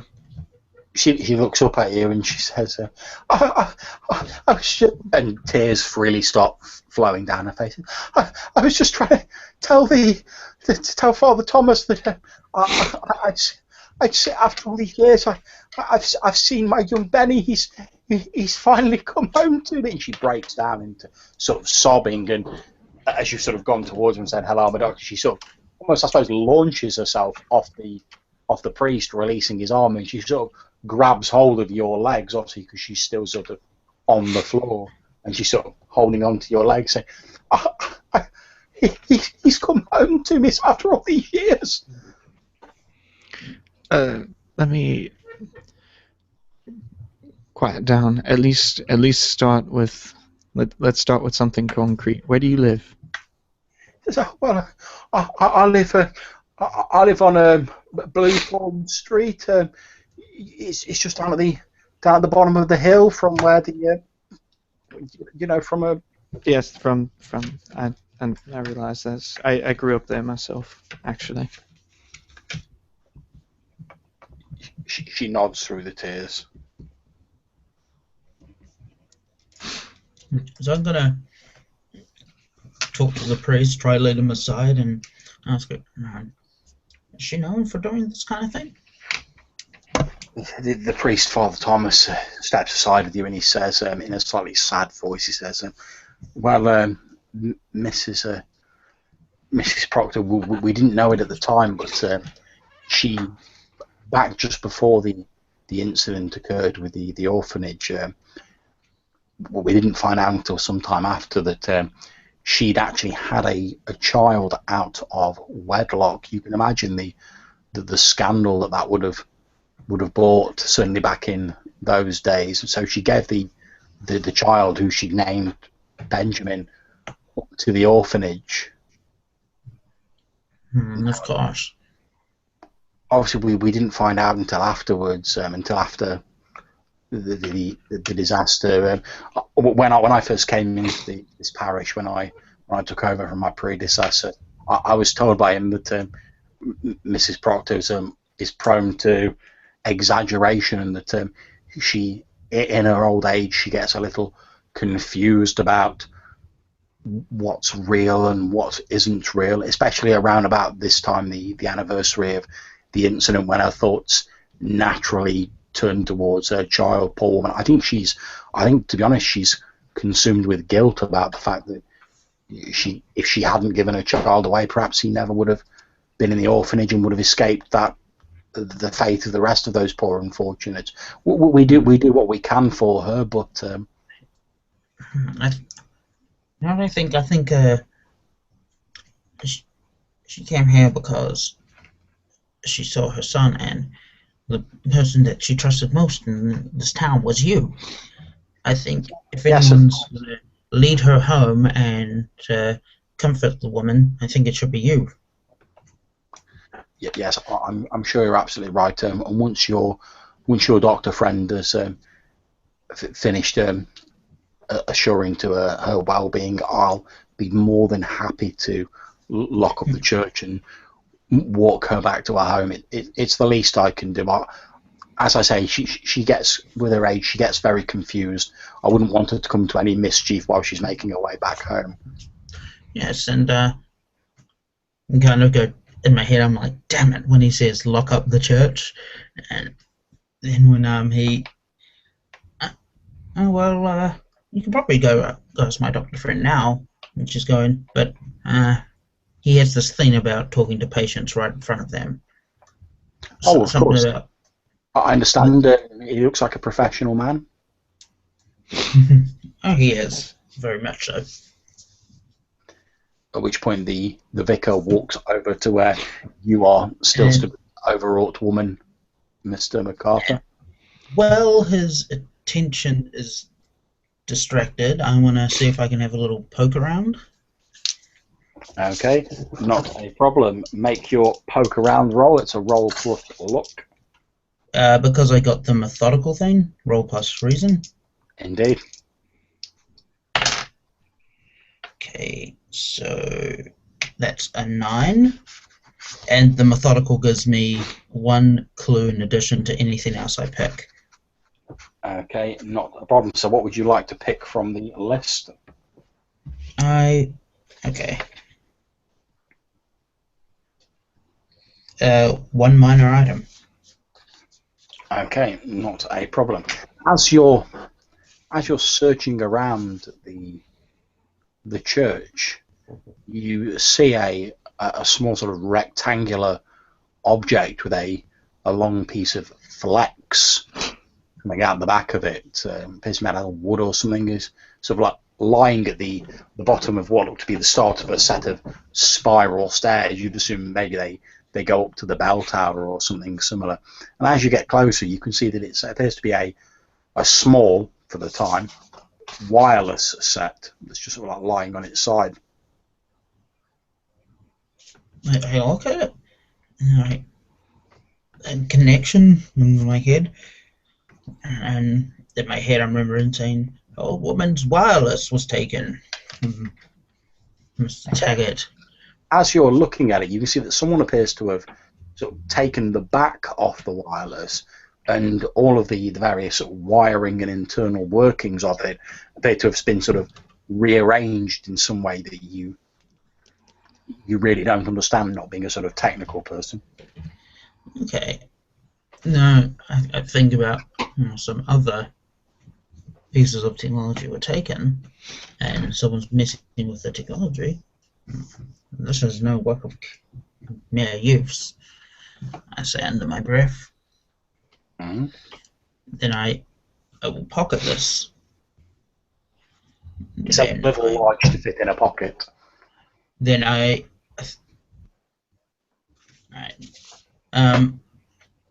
will then try open my briefcase and put that in. Yeah, you can slip through the briefcase. That's not a problem at all. I'll seal that up, both latches, and then I will walk right back around. Okay. So, what do you think we should be doing with Miss Proctor here? I would, I get an extra question. I would like to ask, what did you see? Trying to get her to go through her memories. She says, "Well, I was in the kitchen. I was making myself some soup, and I thought I heard children laughing just outside my house, but there's been no children around where I live for many years. Most of the young folk have moved away now, but I could have swore I heard children laughing, and then so I poked my head out the window to see what was going on, and that was when I heard a voice, and you may think I'm just being a silly old woman. After all, how could I possibly have known what my young Benny would have sounded like? He was only a baby when the Lord took him. But I would swear to you, sir, as soon as I heard the voice, I knew it was his, and he spoke to me, and he told me we'd be together soon.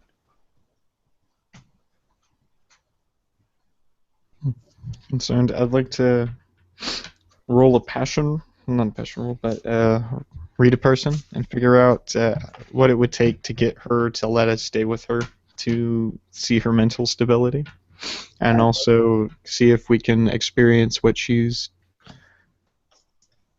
talking about. Okay, make a 2d6 roll plus your passion score. So that's an 11. Okay, so that means that reading this person, you can actually ask them 3 questions off the list. Since your first one was, what would it take to get the person to stay with you? You think that given her passionate and absolute belief in her story about what she's heard, that doesn't seem to have been affected by the priest sort of trying to dissuade her from it, you think that basically implying that you believe what she's saying and that you want to help her and help her son would probably be a more than adequate way of convincing her. You also get to ask an additional 2 questions off the read a person list. All right.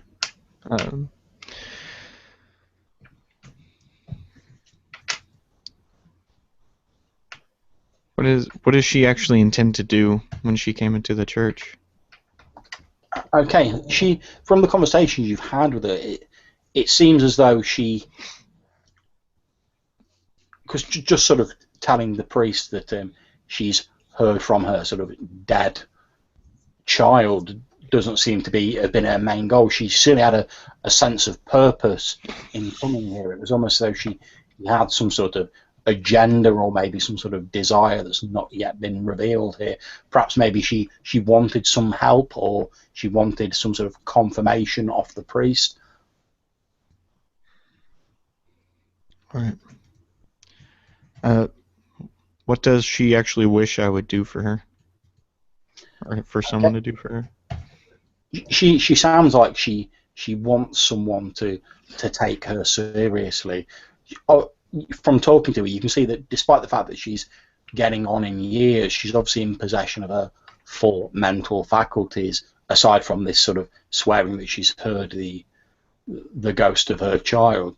But she seems almost desperate for someone to take her seriously, because she knows how crazy her story sounds, but she's vehemently believes in what she is saying, and she wants someone else to sort of take it at least seriously. How about this? I go to her and I try to get her off my leg, because it's a tad. Peel her off. How about this?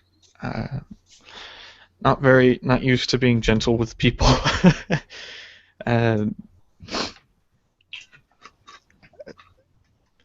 It's very obvious you believe everything that you say. How about this? My friend is a detective. I'm a doctor. How about we stay with you, and how about we confirm your stability? Because I don't think that you're outside of your faculties. You don't sound like someone who's raving mad, as I've heard in hospitals before. Okay, as you're walking back in with the vicar, having had a quick poke around, Mr. Lacey, the vicar sort of stood near the door as your friend, the doctor, is saying, well, why don't we validate your stability? You appear to be in possession of all your faculties.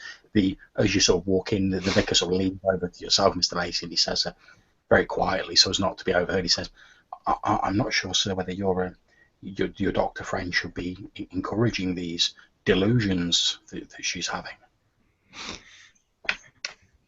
It's all part of his method. You'll see when the results come in.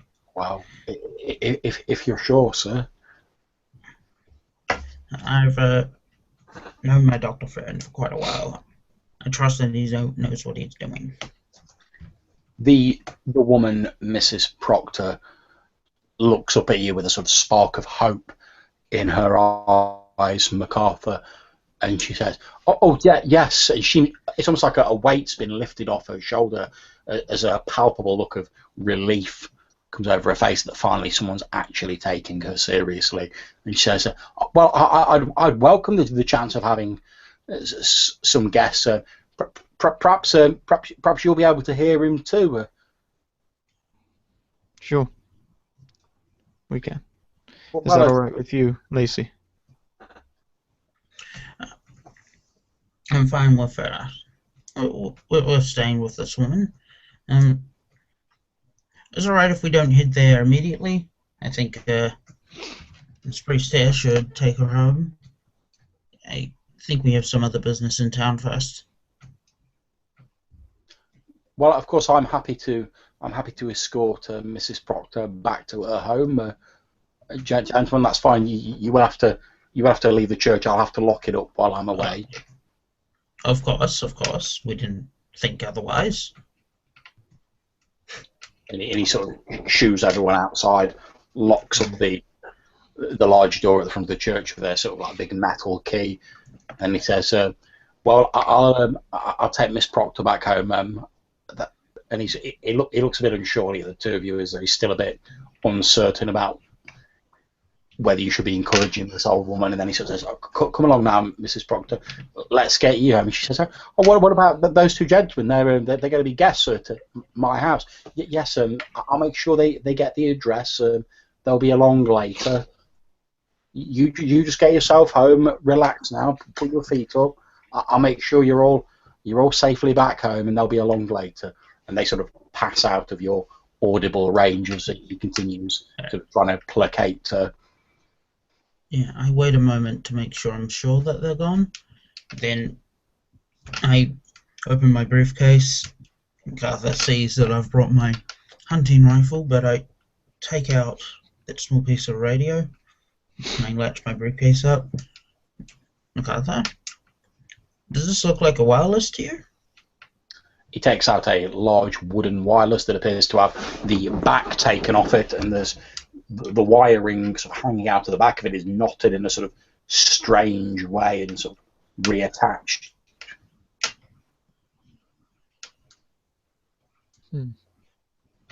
Yes. Well, I found it in there. The bottom of some stairs. I didn't have time to go up them. But if the radio's in here, then maybe we'll find a air trumpet and a missing tractor. Apparently so. Want to go poking around? You know me all too well, friend. Okay, what's the plan, guys? Unfortunately, I couldn't convince him to leave the door open, and it would have been quite suspicious if I did try. So let's just take a look around the outside of this building. Perhaps we'll find another entrance. Okay. Circling around the church building, you can see it's a sort of square building, although it's built in a slightly different configuration than a lot of churches you may have seen, presumably due to the way the land lies, etc. And there's a good few acres of land next to the church that MacArthur, sort of are that's run down next to where the orphanage once stood. And you know this to be the Harmony graveyard, the large plot nearest to the orphanage being the one that was reserved for those unfortunates who lost their life in that fire long ago. But most of the people in the village, certainly the older families, the McElroys, etc., have people buried in this cemetery. The discordant chimes of the church bell are still ringing out. So there's not like another entrance?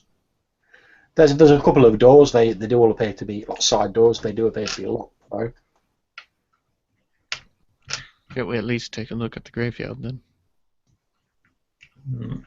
All right, I don't know what you expect to find, but let's take a quick look at the graveyard. Okay, not a problem. You have a poke around in the Harmony cemetery. There are, like I say, it's a good few acres worth of land. There are numerous gravestones, some of them much older and overgrown, some of them a little newer, all with various names. It seems as though they try and put family members, they sort of bury them closely together. You'd have to walk some distance to get to the orphan graves since they're further on down. But it appears a fairly standard graveyard, stone headstones sticking up. Every now and again you come across a stone statue of an angel in amongst the stones. They all have various different poses. You see a couple of them again with this sort of hands cupped to their ears sort of pose, a couple of them with their hands held in prayer. You see one which just strike you as a little strange. It's basically holding its hands like that, one to either side of its head.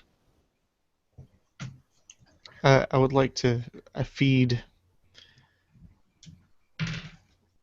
him many stories of town.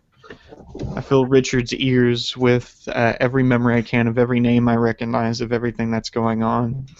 I'd like to make an assist for him. Okay. For his poke around.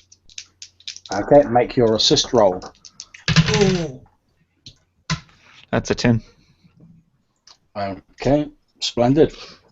In which case, you gain a +2 to your poke around roll, in addition to whatever your stats are, as your friend MacArthur regales you with many a tale of the notable inhabitants of the graveyard and points out some of the statues of more interest.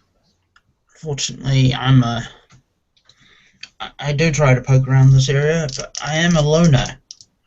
So, unfortunately, with us loners, we don't tend to get much help from group projects. Indeed, you notice that despite your best efforts, MacArthur, yet again, your friend Mr. Lacey, the detective, has sort of wandered off on his own, sort of lost in his own musings and thoughts. But I got an 11, so Okay. of course. And so I select one of the following. Indeed. One clue.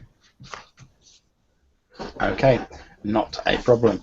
As you're moving between the graves, lost in thought, not really sort of hearing the tales that MacArthur's trying to regale you with, you hear what sound like the slight patter of running footsteps up ahead, and then a strange sort of sound drifts over the gravestones towards you.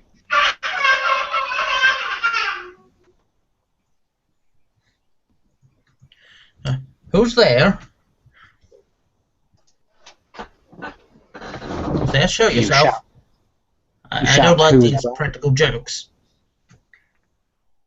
No one answers you, although you sway like a few sort of rows of gravestones down. You see like a flicker of movement as though someone ducked behind one of the stones. Gonna look. I'm gonna make it seem like I'm just walking, and I'm probably not gonna get to that area. But then I turn and I run to that area quickly in the hopes that whoever's clearly hiding there isn't gonna get a chance to run away.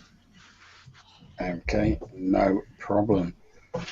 As you're running towards the stone, you see what appears to be a small, sort of gangly, sort of teenage boy crouched down behind one of the stones, sort of like his hands holding onto the top of it, like he's ducked down behind it. Get out of there, you little ruffian! He starts, obviously not having realised that you're approaching. He stands up. Once he unfolds himself, he's fairly tall and quite sort of rangy. He stands up and he says, I'm sorry, sir. I didn't really mean any harm." He says, sort of blinking quite rapidly. Was that you making that sound? He sort of glances to either side and he goes, I don't know what you mean, sir. I wasn't causing any harm. I was just having a look around. I've got some family in here. Yes, and do you normally hide behind gravestones? Well, I didn't know who you were, sir. I just got a bit frightened, is all. Yes, and what was that sound I just heard? That laughter? I don't know what you mean, sir. I didn't hear no sound, honest, sir. You know full well what I mean. You're going to tell me what's what right now. I say, and I pull back on the side of my suit to show that I am armed. He sort of holds his hands up, and he like a look of sort of fear comes into his eyes, and he's like, "Honest, sir, I don't know what you're talking about, sir. I swear to God." All right, I'm gonna read him,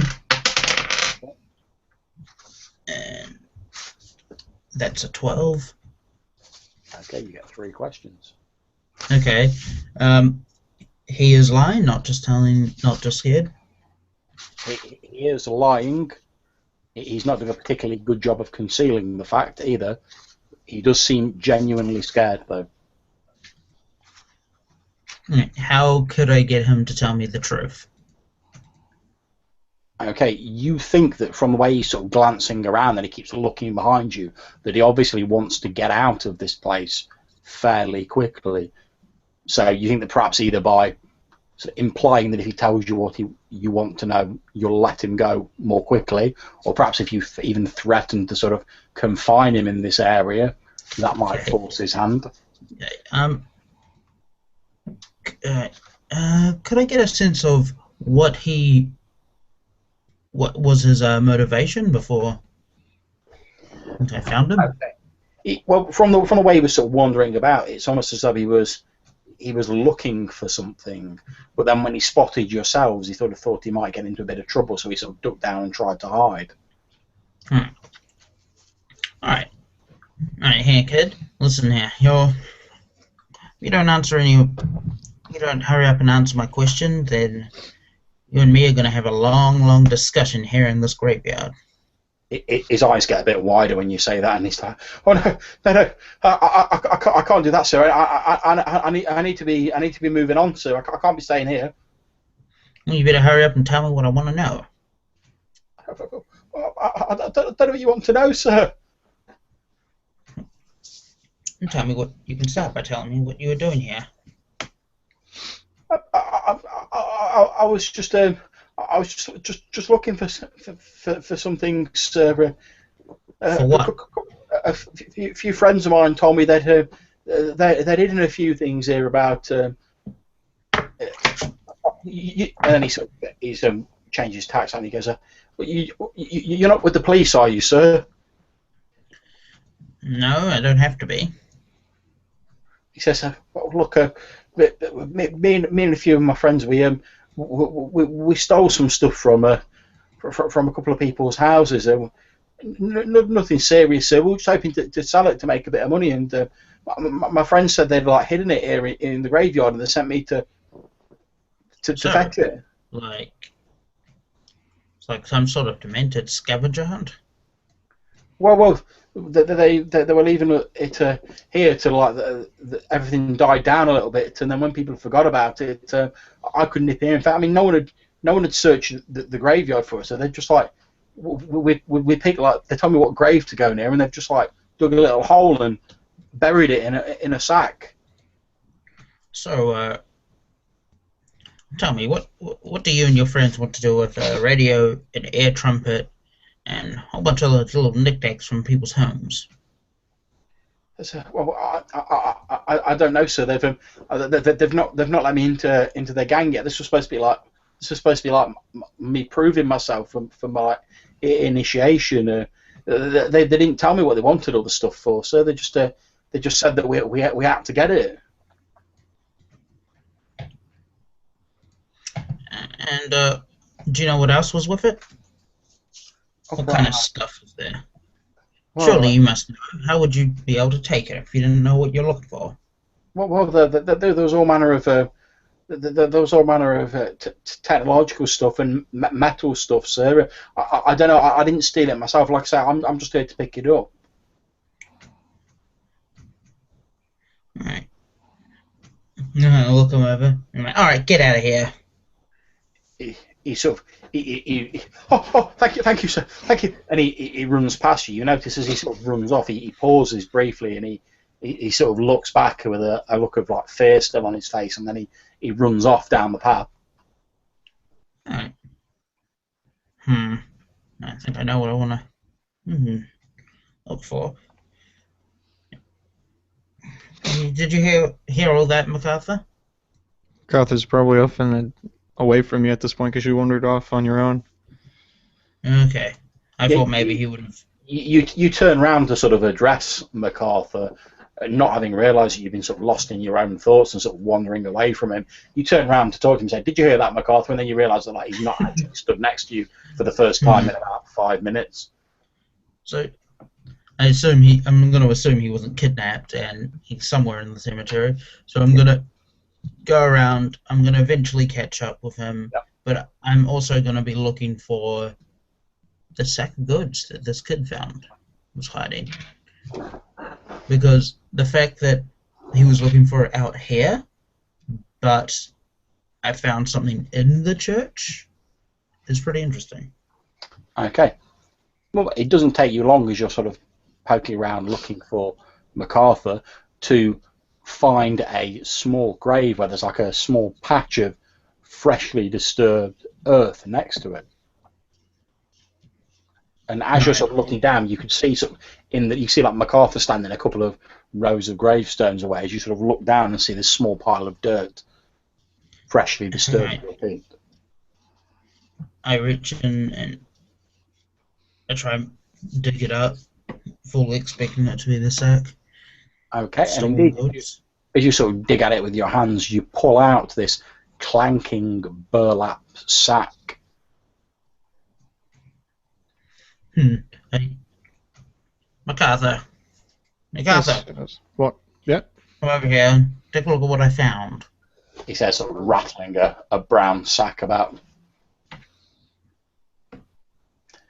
Okay, you presumably open the sack, and looking inside, you can see a bewildering collection of metal objects, some of which it's quite obvious what they are. There's a small metal bowl in here. There's a couple of what appear to be sort of like glass cups. There's another small wireless. There's a bewildering collection of just a lot of loose wires and bits of metal, maybe a bit of plated lead that looks as though it's been like nicked off probably the very church over there's roof.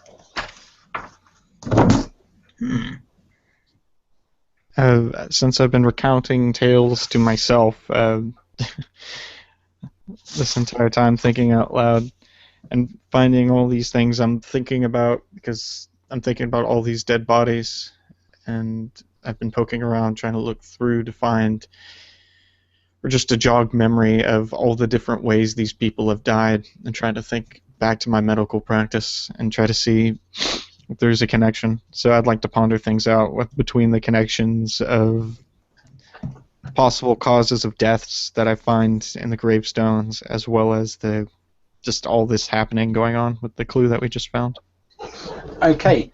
There doesn't appear to be any sort of massive correlation between the deaths here. There's a wide variety of deaths, as you'd expect. So there is a slight sort of further increase of like people sort of like taken before their time, but given that this used to be a big sort of farming town, that's not entirely unusual. I'm going to be looking at all this stuff, and I'm going to think back to everything that I learned as I got off that bus. And I'm going to try puzzle everything out. Okay.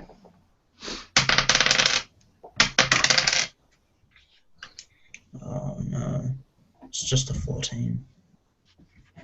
Just a 14. Okay. I rolled 1-6 and I was like, yes. What would you like to ask? Okay. Okay, ask 3. And it has to be these questions? It does, yeah. Okay. So, this pile of various technology, what is this? Or what does this mean, I should say? Okay. You're not exactly sure what purpose it's for. However, what originally you thought were loose wires in there, it's like someone's been sort of threading these wires through all of the various different objects, like linking them together, almost like some sort of bizarre scrap metal dream catcher. Okay. Scrap metal dream catcher. Okay. Now,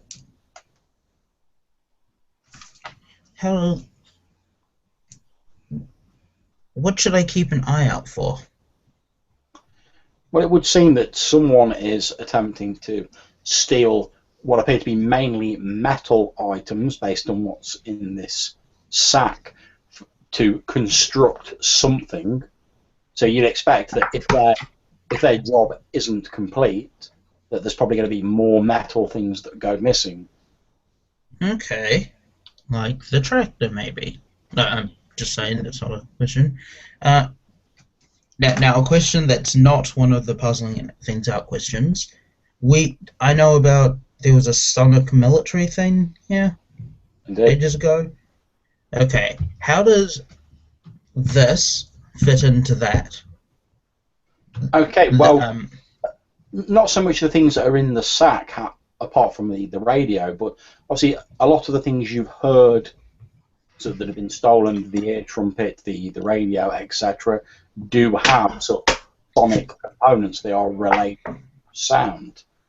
Now, the tractor is a bit of an oddity, since obviously that's not specifically designed to produce a sound. However, if you assume that there's some sort of sonic property behind it, as you seem to be doing, the sort of exhaust pipes, etc., from a tractor could be very easily used to construct something capable of carrying a sound. Well, the plot thickens, Henderson. I found this out here, but this wireless I found inside. I think at the bottom of some stairs. I think we need to go up those stairs. Are you saying there's someone is stealing something to deal with sound? Yes, yes. And as we both know, some military experiment involving sonics was done here a while ago. Although there was fear. Not quite as I remember. Yes, this is mighty strange. Okay, what are the two of you doing? Alright. Are you sure we're going to be able to actually get in tonight? Perhaps we could...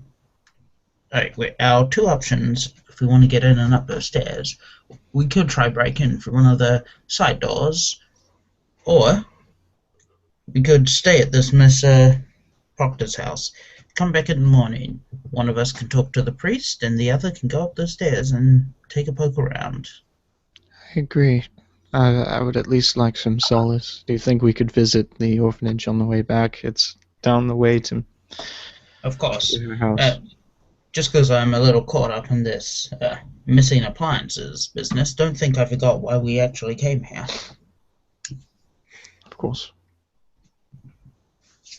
So okay. I guess we head off to the orphanage.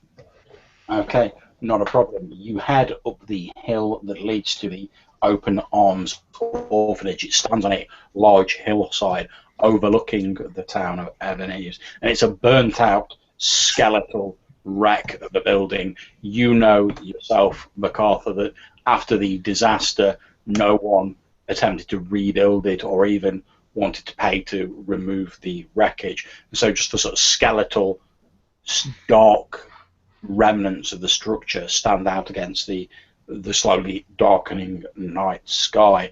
As you draw closer, the large iron fencing that runs around it and this huge gate that you remember so well from your youth, still with the same chain and rusted padlock hanging from the front of it. It looks as though it's not changed a day since you last saw it in the days of your youth. Still hangs there from the gate.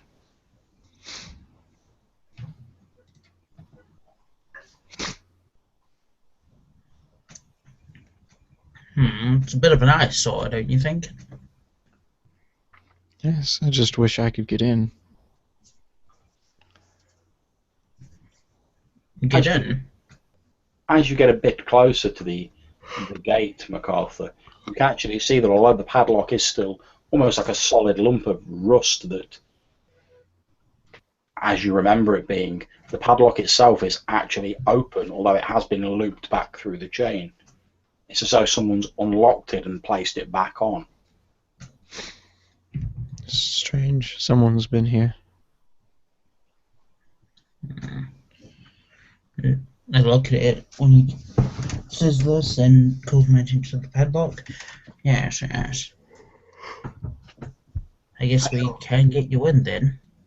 As you're poking at it, a strange sort of tremor or vibration. I suppose the nearest equivalent I could give you is like the aftershock of an earthquake seems to run through the ground where you're standing, and as it recedes after a few seconds, it leaves a strange sort of ringing sound in your ears.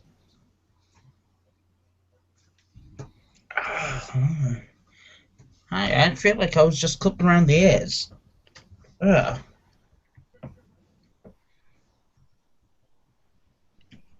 And can you re-describe that, how that sensation was before? Yeah, not a problem. It's basically a sort of vibration or a tremor that runs through the ground, and it appears to vibrate through your entire body, and then it sort of washes over you like a wave, and it's gone, but it leaves a strange sort of ringing sensation in your ears. Is it affecting the padlock at all? It doesn't appear to have, no. All right. Well, I think you better look around, since if we can't get in. Is there a way of breaking open the padlock? Yeah, not a problem. It's pretty much a lump of rust. It's not really got much other than the rust itself holding it together. You think one sharp blow would probably do it? Right.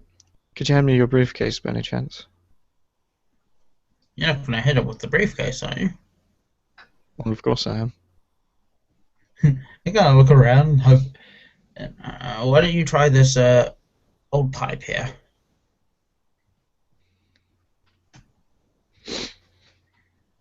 Is there another We're pipe? all- Yeah. He hands you an old pipe that's sort of like lying on the ground. Right. Take fix his hair back and properly because it's tied. Wax the pipe into the rest. As you hit the padlock, and the particles of rust fly everywhere as the padlock falls apart, and slowly with the gate to the open Arms Orphanage creaks open.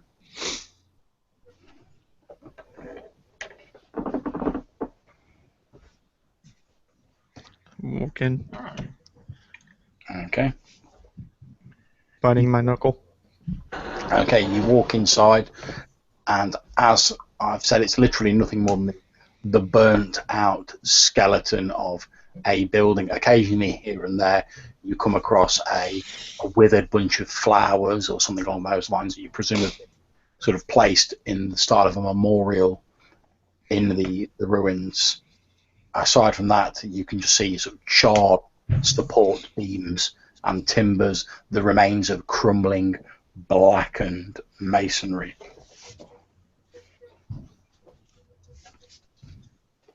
So I don't see any body parts. I don't see anything.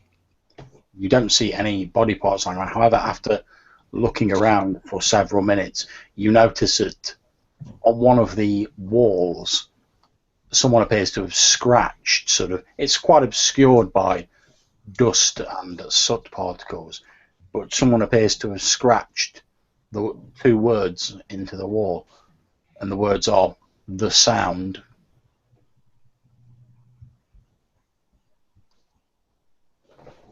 Kind of press my fingers over the scratches, and I try to figure out if this is really old, perhaps as old as the incident at the orphanage, or It looks very old indeed.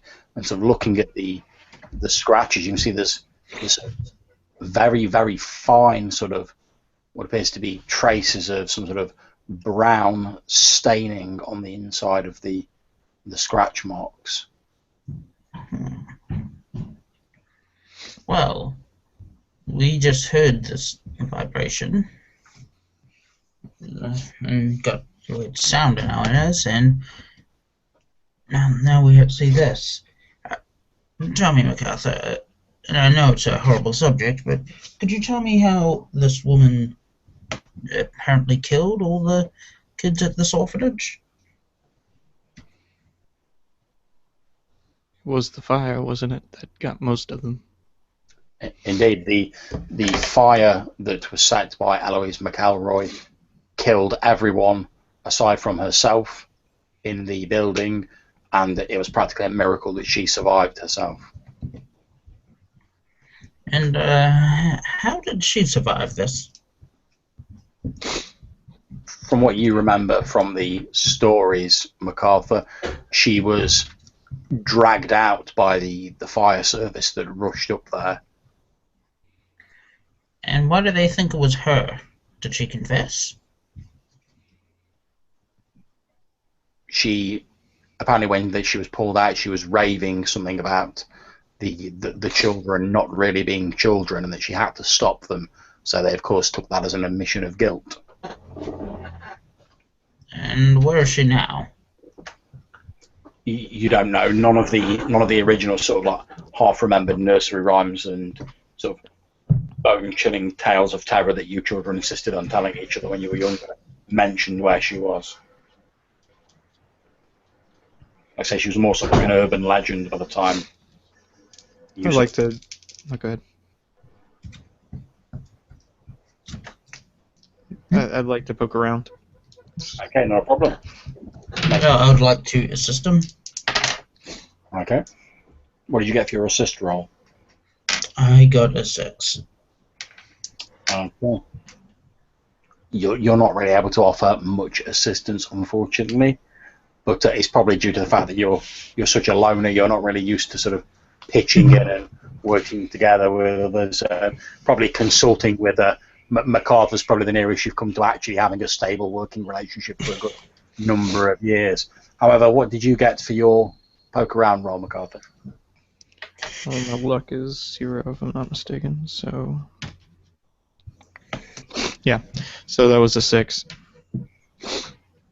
Okay, not a problem. As you're sort of poking around in the old ruins of the Open Arms Orphanage, you don't really find a great deal at first, so you start going over until eventually your eye is drawn, MacArthur, to what appears to be a small, something small and white that maybe like a piece of cloth or a piece of paper that appears to be trapped under a crumbled piece of masonry. Pick it up, feel the... I'm assuming it's got a rough texture. Indeed, it has. As you pull it out, it's actually a sort of thick piece of paper. It's obviously been exposed to the elements for quite some time. It's quite difficult to read. You can just about make out the sort of faded text on it. Luckily, it appears to have been protected by the rock that fell on top of it. And you see that it says Ebon Eaves Public Library. Then it has a code underneath, which is like an ISBN book code, and it says Advanced Mathematics. And there's a number of names that have been crossed out, presumably as they took the book back to the library. And then you see that at the bottom, the last name written that is not crossed out is Marvin White.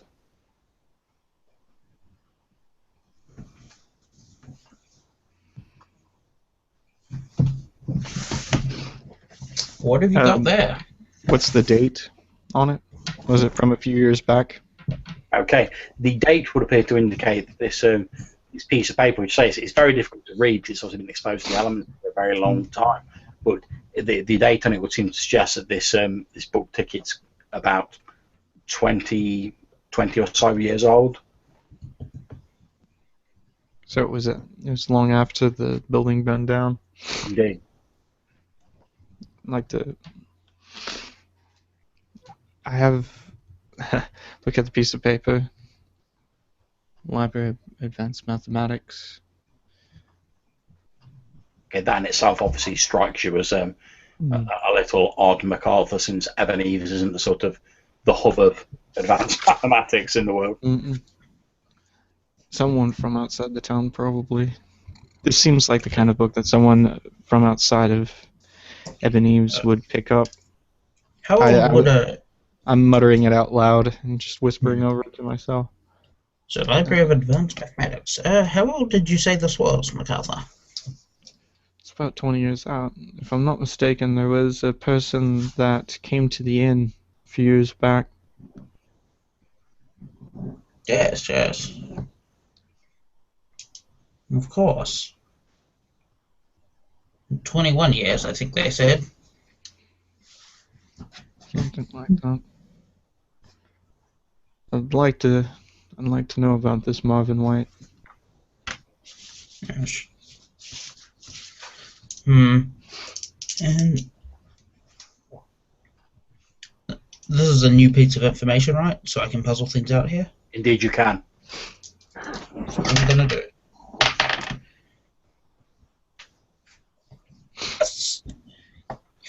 Okay, that is a 13. Okay, gentleman detective, what would you ask?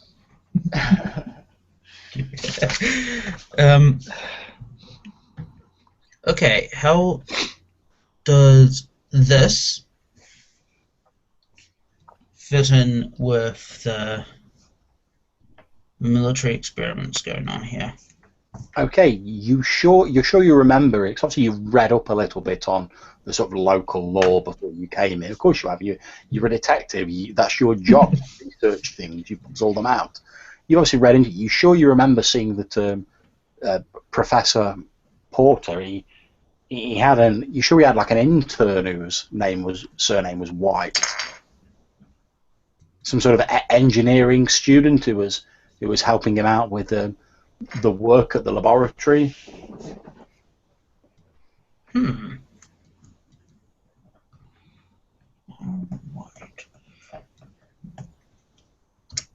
Okay. Just a rules question. Yeah, no Presumably, problem. I don't have to place a question on it. Does this have to all be related to this one piece of information I just found?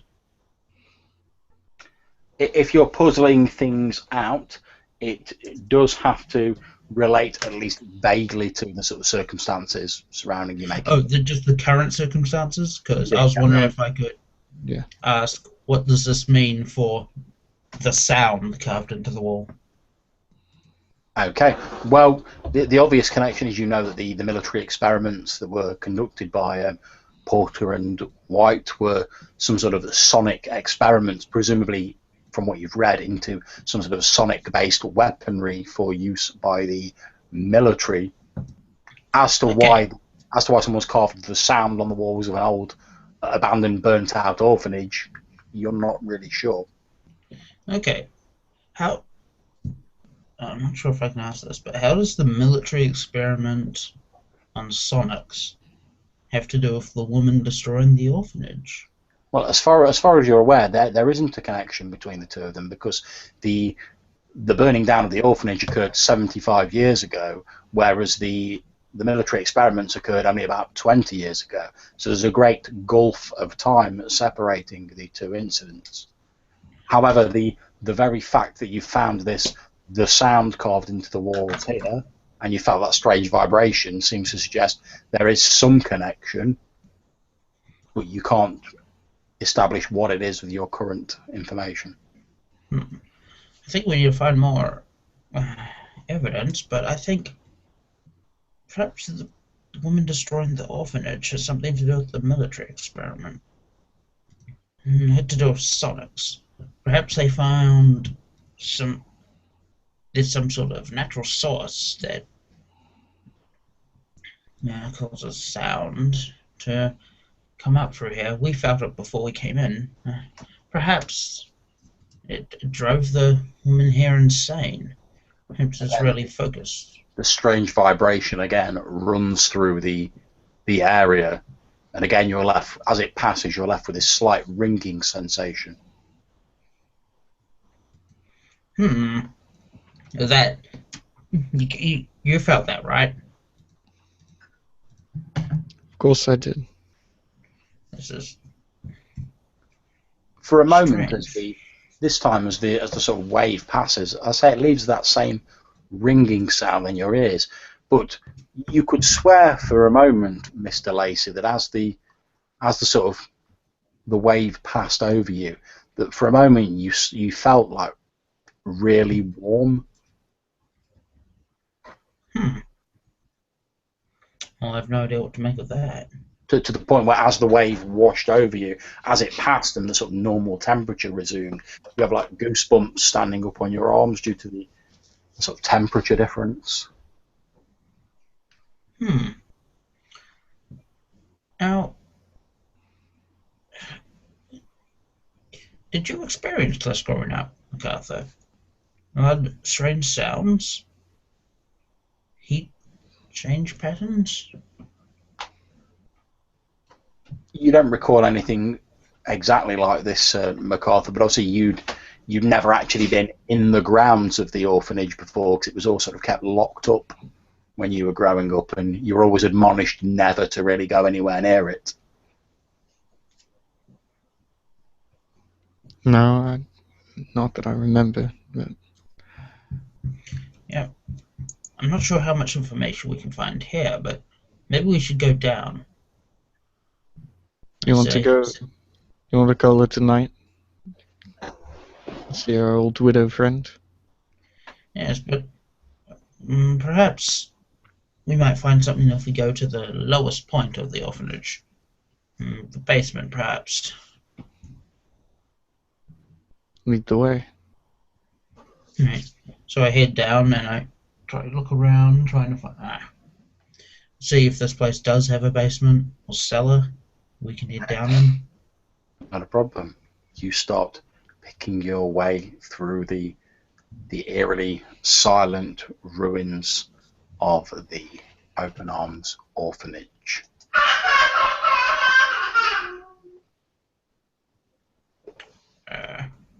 I hate Did you hear children. that? I hate the laughter of children, which seems to be coming from no source in particular. The kind of thing creeps me out. Adjust my glasses.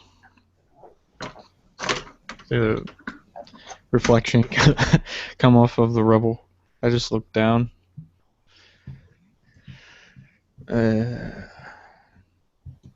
This isn't going to be fun, is it?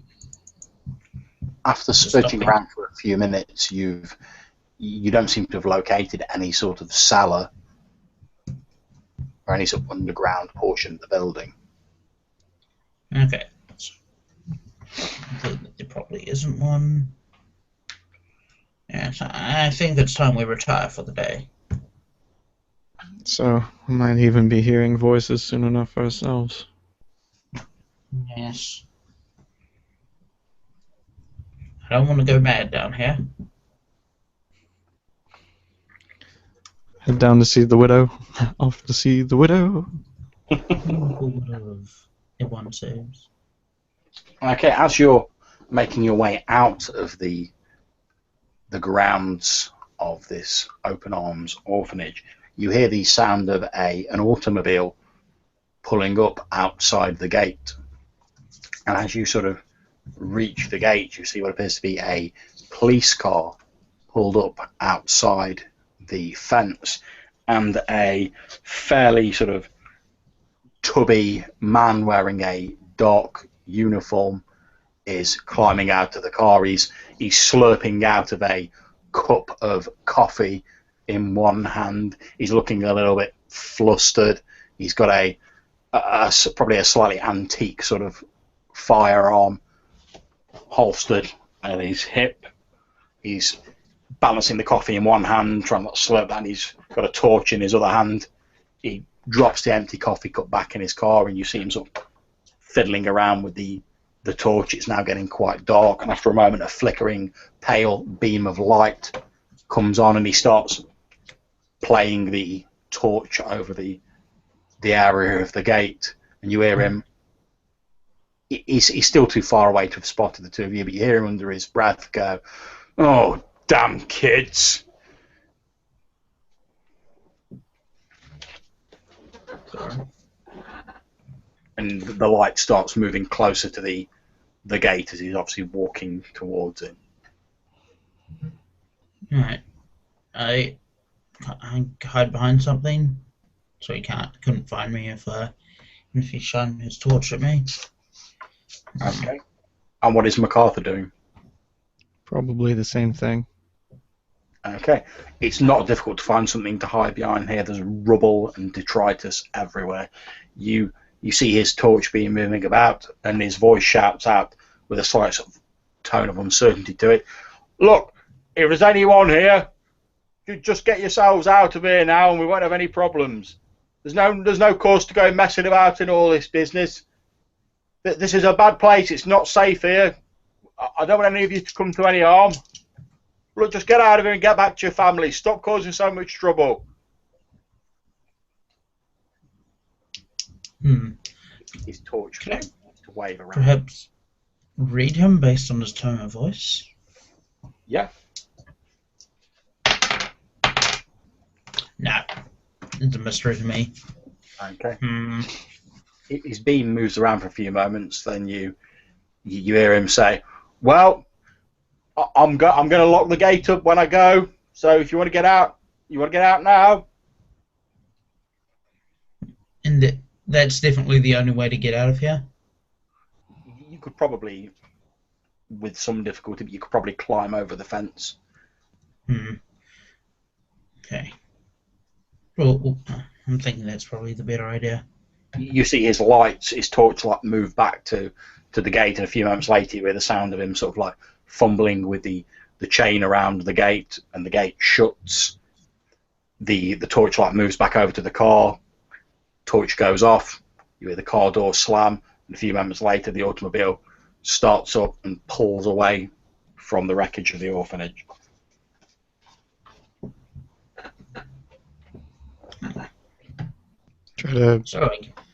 Under the pressure, I try to quickly just grab the fence. Go. Yeah, no problem at all.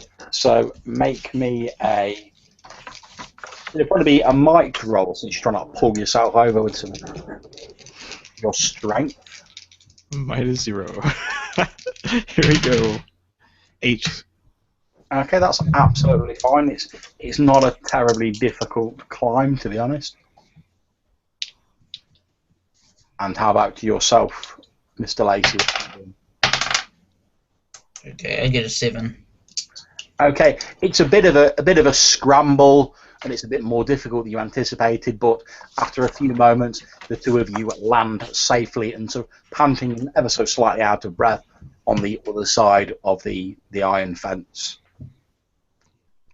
Imagine like 2 rocks done to the ground. There wasn't an awful lot of grace and sort of athletic majesty in the climb over the fence, to be perfectly honest. However, you are over it. Even tore some part of my cheap suit on it. Yeah, indeed. As you look back, you can see there are a few sort of stray wisps of like red fabric sort of clinging to the metal spikes of the fence. Damn it. It's going to help I was someone. hoping there's no other detectives in the town. From what I remember, there's not much. There's not much in the way of that kind of person.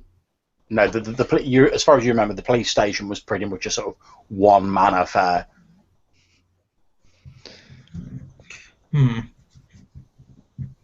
So, guess we head back to the widow's house now, right? I need some sleep after all of this. Not a problem. You head back to the house on Bluethorn Street. It's at the bottom of the hill from the orphanage, so you're walking downhill, which, when it's given the exertions of climbing over the fence, you're quite glad it's a sort of gentle, sloping downhill walk. And eventually you do arrive outside this small sort of whitewashed house. It's seen better days. The paint's peeling a little bit on it, but there's a couple of nice window boxes outside with a few little flowers in it. You can see what appears to be a light, no doubt from a lantern or something similar, due to the way it's flickering from inside this small cottage, I suppose would be the best way of describing it. Go up and knock on the door. You knock on the door, and the familiar figure of Betty Proctor, still wearing a headscarf and a shawl, opens the door. She's holding a little sort of candle holder with a single candle on it. she looks out, and you see a sort of look of like hope in her eyes as she sort of opens the door. And then upon seeing, although she tries to disguise it, upon seeing the two of you, there's almost like a sort of slight amount of disappointment sort of creeps onto her facial expression. But like I say, she tries to hide it, albeit not very well, and then says, "Oh, it's the two of you. I thought you'd forgotten about me. Come inside. Come inside. Don't you catching your death of cold now? Where you standing on my front?" She turns around and sort of waddles away back into this small cottage, carrying this candle in front of her. You can see there's a couple of sort of chipped saucers set out around the room with candles on them. Do they look like is it like a source for light, or is it like a religious thing? It would appear to be more for a source of light rather than any sort of religious reason that you can divine as you walk in. There's a couple of battered sort of armchairs in here, and she says, "Oh." She sits herself down in one. And she says, "I'm afraid I've only got the two chairs. I do have some old blankets though. I'm afraid one of you will have to have the chair, and the other will have to have the floor. I'm afraid. If you're going to stay here the night, I'm not really used to having guests over anymore." I can take the floor. It'll be fine, ma'am. She points you to a small cupboard and says, "Well, there's some old blankets and things in there. Help yourself. I can't promise how long I'll be able to stay awake here. It has been quite a long day, and I do need my rest." Trust me, it's been quite a long day for us as well. Slumps down in the chair. You say that, and the only answer from the woman is a soft.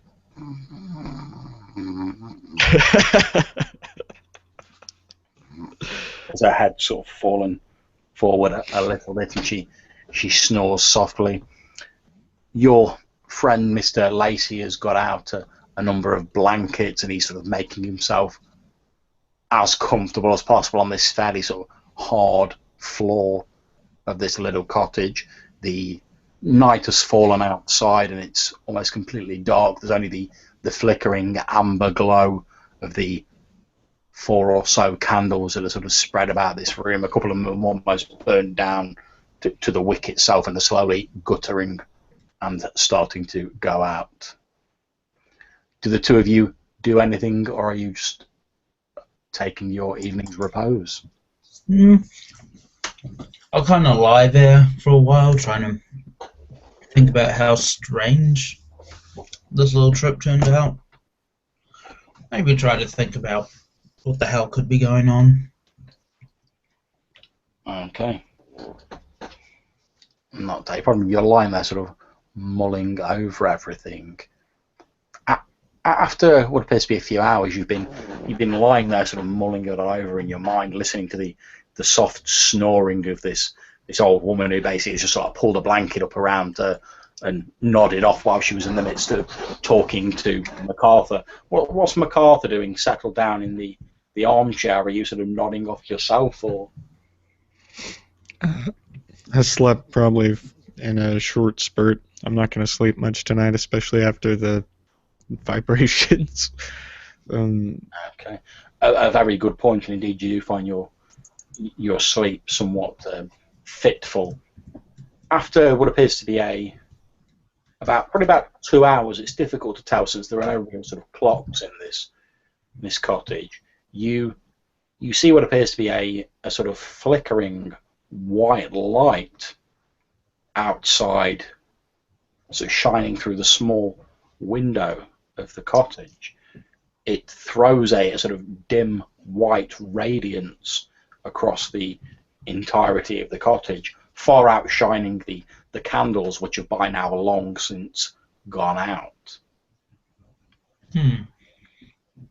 Does the light not seem like anything we've seen before? Like, it doesn't seem like it could be from a torch or a car.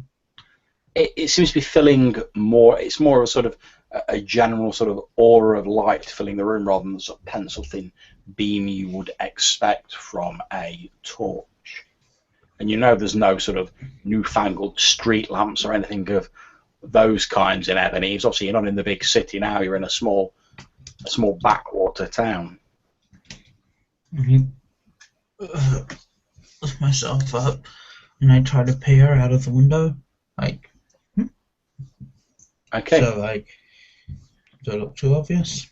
You peer out of the window and you see that the glow appears to be emanating from a small figure, no more than about sort of 4 foot in height. It's difficult to tell the exact features of this figure because this white light seems to be emanating from it. But you see this small, sort of almost childlike figure slowly walking across the street towards the door of the very cottage that you're peering out of the window of. Alright. I'm going to go to the door. I'm going to open it. Okay. And stare right at this child. Okay, you open it, and what you see as you fling open the door is it almost looks like a glowing, translucent outline of a young child. You can't really see any features, but you can clearly see the details of the street sort of on the other side of this figure, like you can sort of see through it.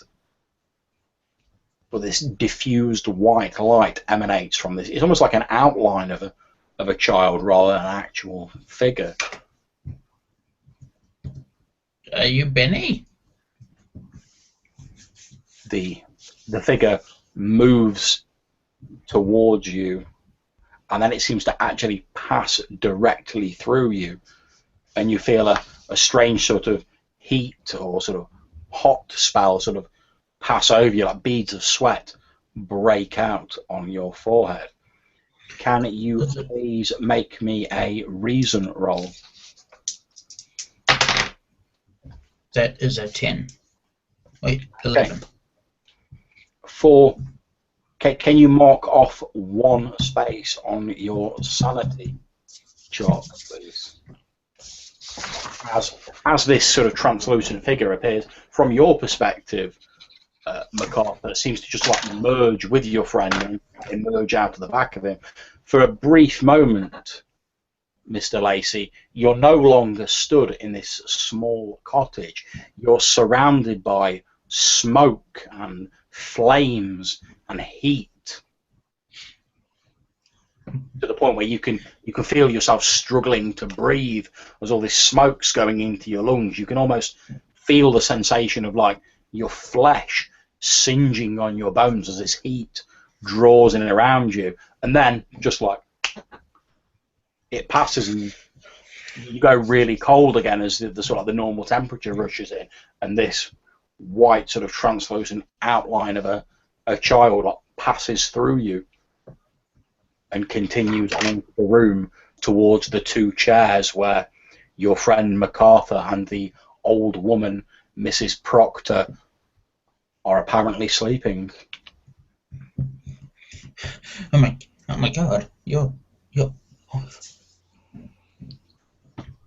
really are one of the children from the fire, MacArthur. See. Yeah, I see. I saw the. I quickly try to dodge out of the way. Yeah, no problem. It doesn't appear to be actually trying to pursue you. It just appears that your friend was in the way. Yeah. It appears to be heading over towards where the old woman sort of snoozing fitfully, and it reaches out where you assume to be a sort of arm, although it's very sort of roughly formed, like I say, more sort of outline. It's as though someone had sort of badly sort of sketched a child as it reaches out this sort of appendage and lays it almost gently on the leg of the old woman, and you see a sort of struggle fitfully. She says, "Oh, Benny, is it you?" Yes. Yes. I understand. Yes. But why would you want that? Well, yes. Of course you can take it. I don't use it anymore. At which point the sort of translucent, glowing figure starts drifting away from it. It moves towards a small door in the back of the cottage, which you assume leads to a small kitchen or something similar. And when it reaches the door, it sort of doesn't stop; it passes through it. I like to look through. Okay. Not a I'll problem. look at it. I'm expecting it to take some items similar to the one we found in the sack.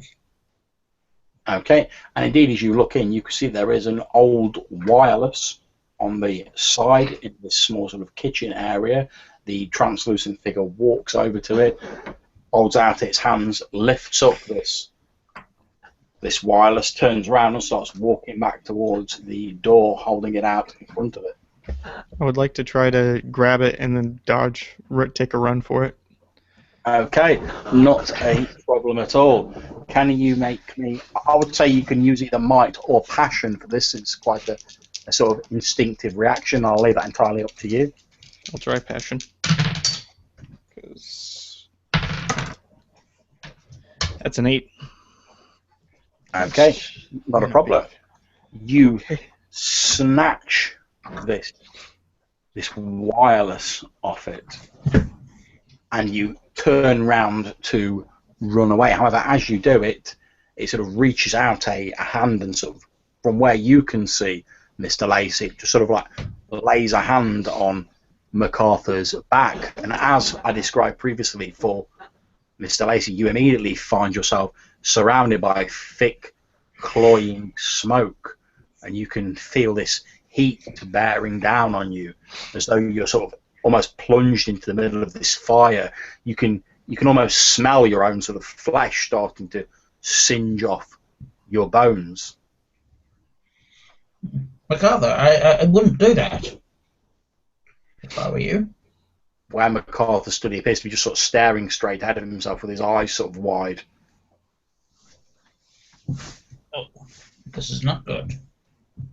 The figure moves through him. As it does, it takes hold of the wireless and literally continues walking. You snap out of this strange sort of fiery vision that you were plunged into, MacArthur, in time to see this sort of glowing figure, now holding the wireless, walking away in front of you, heading towards the door that leads out of the cottage. You can hear the old woman behind you going, Benny, don't leave. When you come and talk to me some more. I think we... Sorry, go ahead. I just say to MacArthur, I think we better follow this thing. Yeah.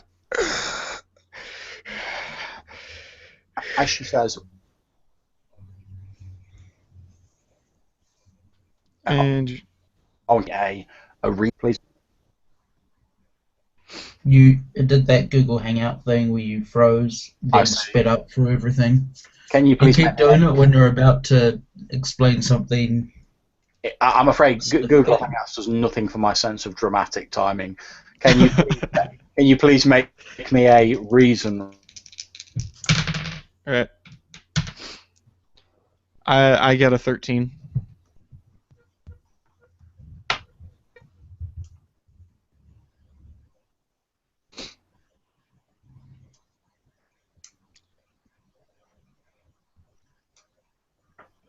Roll, MacArthur. Yeah, I did. I got a 13. Cool. Okay, as the woman calls out to the figure, it pauses on the threshold of the... appears to stop for a moment.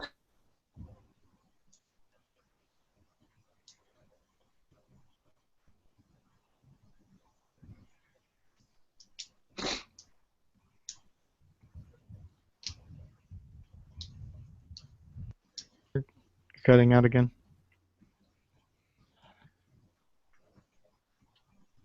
Maybe lowering your bandwidth, maybe? There's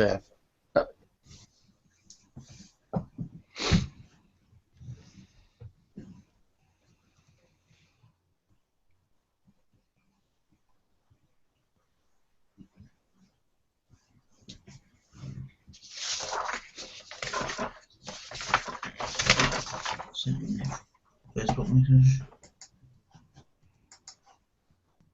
These are where.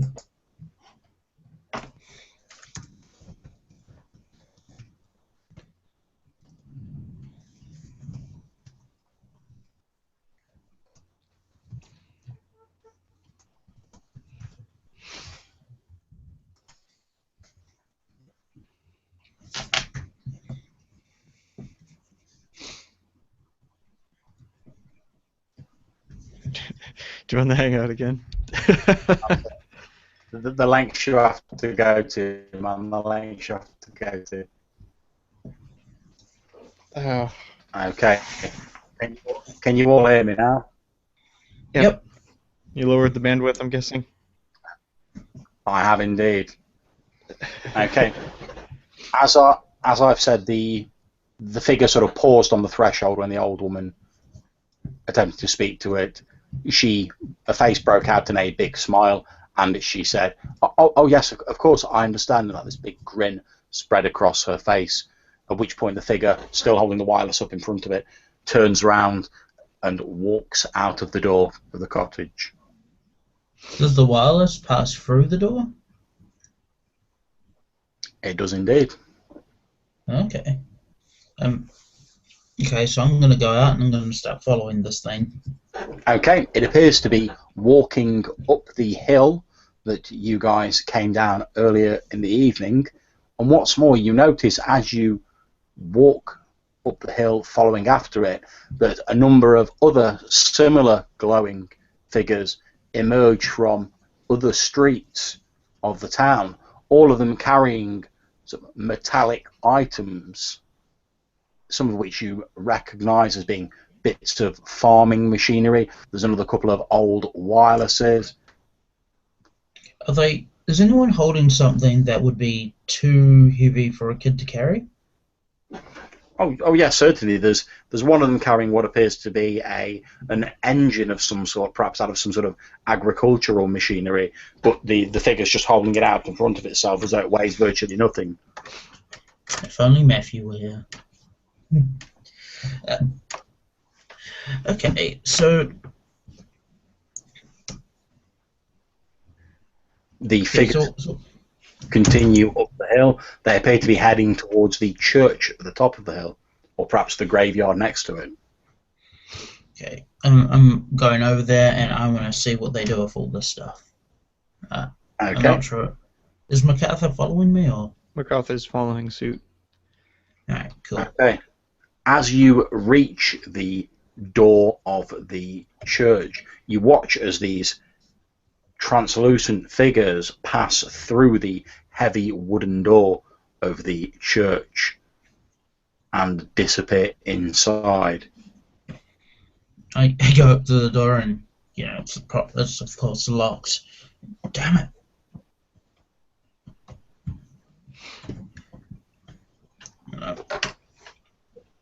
Going to try break the door down. Okay, this may be a challenging task. This is obviously a big old wooden church door. I'd certainly say that would be a resort to violence roll. All right, that is a 10.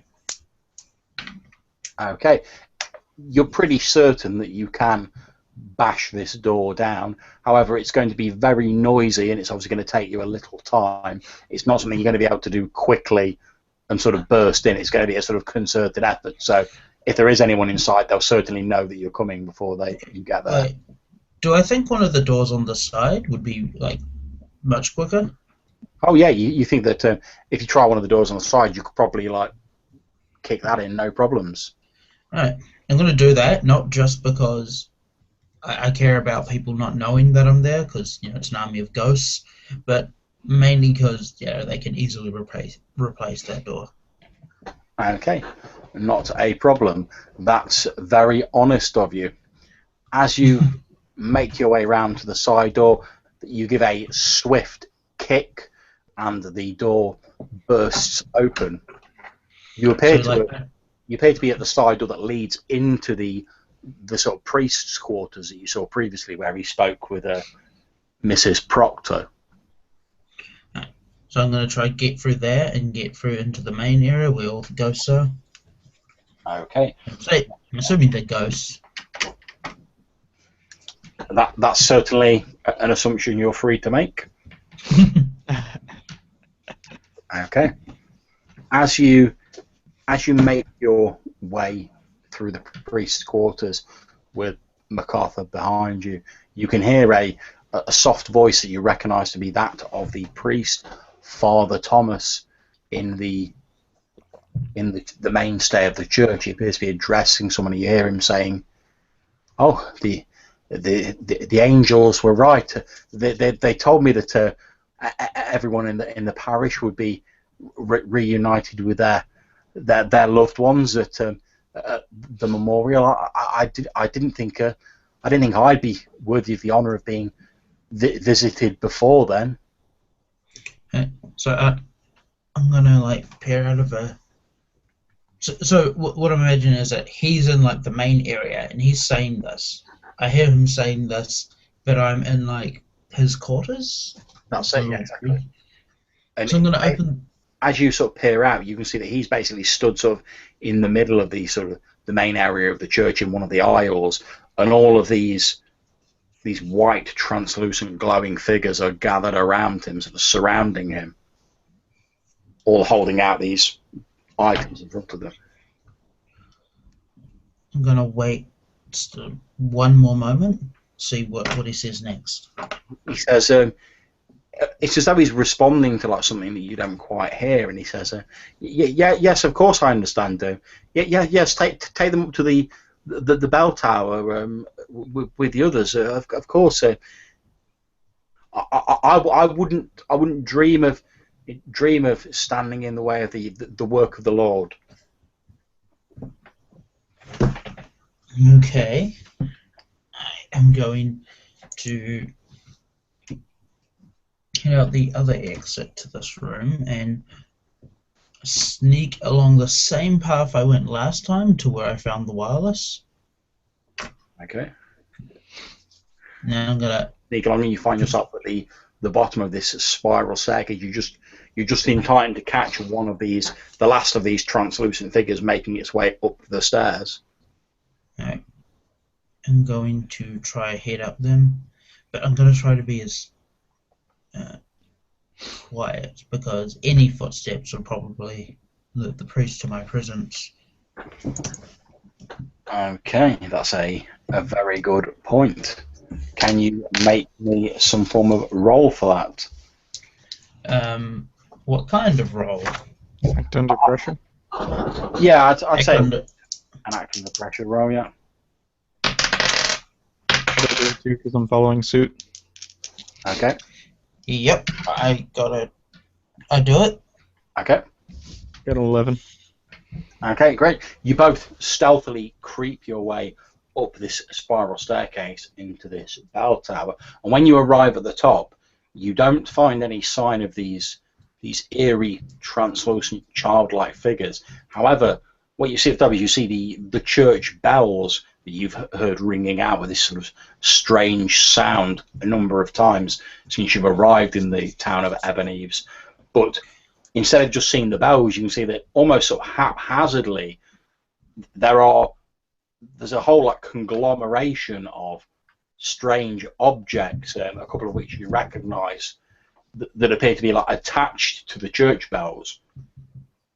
And then just below where they're attached, you can see there's an array of like pipes and tubes. You even see like what looks like an old person's like ear trumpet in there, almost like someone had tried to build the top of a church organ, but instead of pointing upwards, it's pointing from the bottom of the bells and out of the window down towards the area of green grass next to the church. Okay, so I think back to when we first entered the place, and I realized that this is why the bells sounded kind of out of tune. Now, with this new piece of information, it's time to puzzle it out. Okay. Right, come on. Oh no. I got an 8. That means you can ask one question off the list. Wasn't an over 10. Okay. Okay. So I know that there's a sound coming in from where the orphanage is, where these ghosts died, and then there was a sonic experiment here. How does the sound and vibration at the orphanage, how does that fit into this? Okay, you think that due to where this is pointing, that this array, this device, whatever it is, whatever you want to call it, that's been constructed around these church bells, couldn't possibly be responsible for the sound wave you experienced at the orphanage, since it's pointing in entirely the wrong direction, and when not channeled by this array of pipes, it would disperse rather than being sort of focused in an area. You expect the only area where you'd be exposed to focused sound from this would be if you were stood on the church green next to it. Okay. What is on the church green? Okay, the church green appears to be largely empty, although you notice that there have been a number of sort of wooden benches that have been taken outside and put on the green as though they were expecting some sort of outdoor service or something similar. The memorial! My God! They're trying to do something nefarious. With the memorial, they're gonna hit them with some sort of sonic-y thing. You've always quite had a way with words, haven't you? Yes. Oh, I don't know. I don't know what to call it, but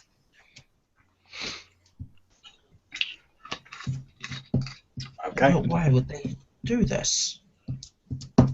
What's the plan, guys? I can't let this continue. Resort to violence and grab the pipes. Yeah, I'm gonna start taking things. I'm gonna start throwing them off the bell tower. Okay, no problem. You start. It looks as though all the stuff that has been sort of attached to the bells is attached sort of fairly haphazardly and not with any great deal of skill. So it's fairly easy to start rip bits of this stuff off, and you start hurling them off the bell tower. They land around the church with several like loud clangs. I push an engine, because he mentioned they were carrying engines, off the bell tower. I'll try to push it with you. We both. Between the two, you heave it over the lip of the window out of the bell tower until its own weight takes the strain and it topples almost in slow motion end over end until it hits the floor with an air-splitting crack as the engine casing breaks open. You hear what sounds like sort of footsteps running up the stairway. And I get in the right position. I sit like behind the stairs and point a gun at where he'll show up. Okay, the door bursts open, and unsurprisingly, the priest, Father Thomas, looking sort of quite panicked, basically in his sort of like nightgown, but bursts in through the door, and he's like, he doesn't see you crouched behind the door. He sees your companion, MacArthur, and he's like, "Stop! What are you doing?" And he might not see me with my gun, but he feels it pressed against the back of his neck now. He immediately sort of holds his hands up, and he's like, "Look, there's nothing worth stealing in the church." When I had to steal, I had to stop whatever you were planning here. And what is this? Look, I'm just doing the Lord's work. I'm just trying to reunite people with their loved ones. By killing them? Killing people? No, I'm not killing people. The angel told me if I help them build this, and he sort of points at what's left on the bells. If I help them build this, then all those poor grieving people, those people who've lost so much, they'd all be reunited with their young ones, and the souls of those poor children who died in that horrible fire would finally be free, and perhaps the shame on my family's name would be wiped away. You're lying. This is some kind of sonic weapon aimed at the people who are going to show up to the memorial tomorrow. He looks at you blankly, and he's like, I'm not from the city. I don't even know what a sonic weapon is. All I know is that the angel told me that they'd be bringing some things here, and that I was to allow them to put them in the church tower, and that if I did, we'd be rewarded by being reunited with all the people we've lost, and the souls of those poor children would be finding no peace. I'm still busy taking off things. I'm just that's absolutely fine. You just like hurling him out the window. He did look like he was going to try and stop you, but he's got a gun pressed up against his neck, so he's not quite that foolhardy. But he's still there. He's still got his hands held up. I paused for a second. You said it yourself. What's the only time that you are able to reunite with your loved ones and chuck more stuff out? That's right. You said when they're dead. He says, look, all I know is what the angel told me. It visited me in my dreams, and it spoke to me with the voice of God. I've seen one of these things do that before. Have you ever passed through one? No. Do you know what you see when you pass through one of these creatures? I would not think myself worthy enough to be touched by the hand of one of God's angels. I'm merely a humble vicar. I'm honoured beyond words that He's chosen me to even witness a small part of His great plan. I yell at him, "Fire and brimstone is what you see." I keep throwing stuff. That's right. A symphony of clangs echoes through the room as MacArthur continues hurling this stuff, until you've almost peeled everything that's left off these bells. There's only the array of sort of tubes pointed down at the green that remains. Start kicking feverishly at the tubes. No, they're basically held together with like string, just sort of binding them all together in a big group. So you just sort of kick them, it dislodges them, and they angled outwards through the window. They all stop sliding out themselves and dropping out of the window. The panicked vicar says, oh, you don't know what you're doing. Think of all those poor people. You're denying them the chance to be reunited with their loved ones. You don't get it, do you? There's something that when you pass through it full of fire and brimstone, looks at him, eyes water even more, tear goes down his face, goes at you and tells you to reunite with your loved ones. What do you think reunite means? I don't know. Like I said, all I know is what the angel told me. Anything can be an angel. Why you believe something just because it has light around it? Angry. It's like you saw. Because it spoke to me with God's own voice. It knew things. What things? About what happened at the fire. Things that they were there. Things that my grandmother never told anybody.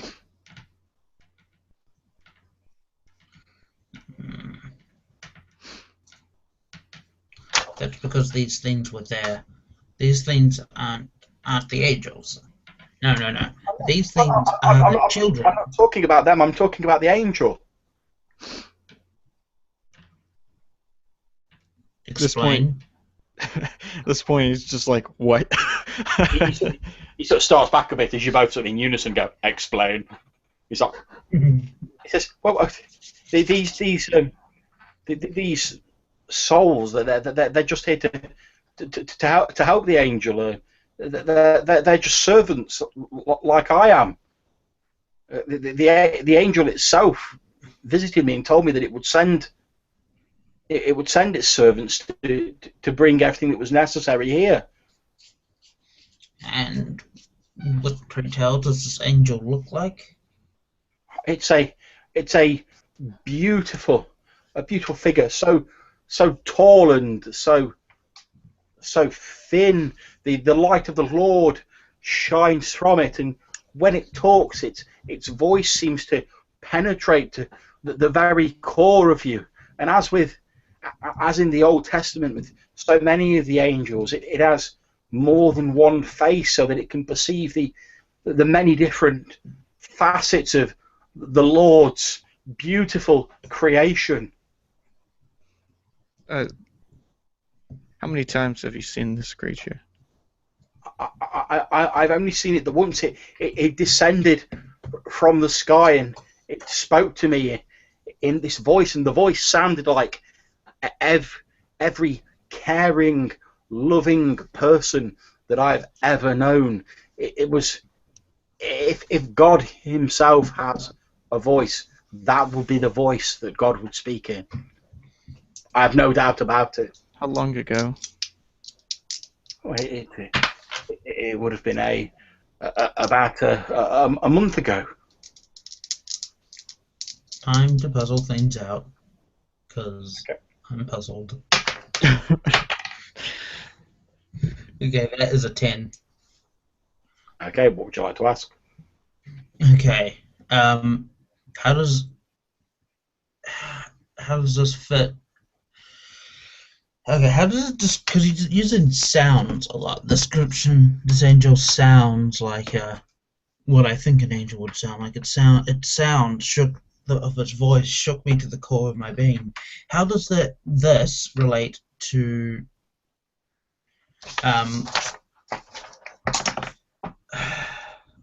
the feeling that we felt at the orphanage? Okay. Well, you know that it was obviously a sound that affected you at the orphanage, and as you rightly say, a lot of the descriptions of this angel that he's giving you involve sound, the way it spoke, etc. You know that the sort of smaller, sort of childlike figures you've seen appeared to be talking to people, since the old woman answered them, the vicar was talking to them, even though you didn't hear their side of the conversation. The thing in the bell tower appeared to be designed to create some form of sound. The military's sonic experiments obviously dealt with sound. Everything seems to come back to sound. Okay, so everything comes back to sound. How does that relate to... Okay, okay, I won't use two questions at once because the next question might beg more questions. How does that relate to the military? Oh no, not the military sound. Sorry, the fact that someone crawled the sound, which to me seems like they were in pain and they carved that in to express their pain. Well, the scroll that you saw, obviously again linked to sound, but the scroll was made many years before the military experiment ever took place. So obviously, logically, there's no way something in the future could affect something in the past. Well, say that, but because what I was thinking is perhaps the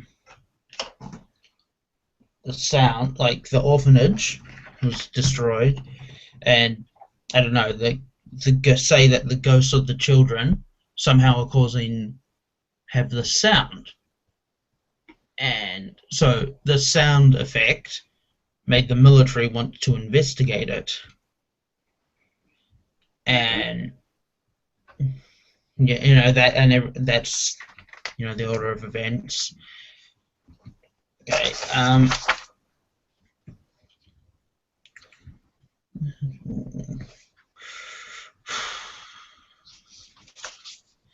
The angel thing. What does this mean?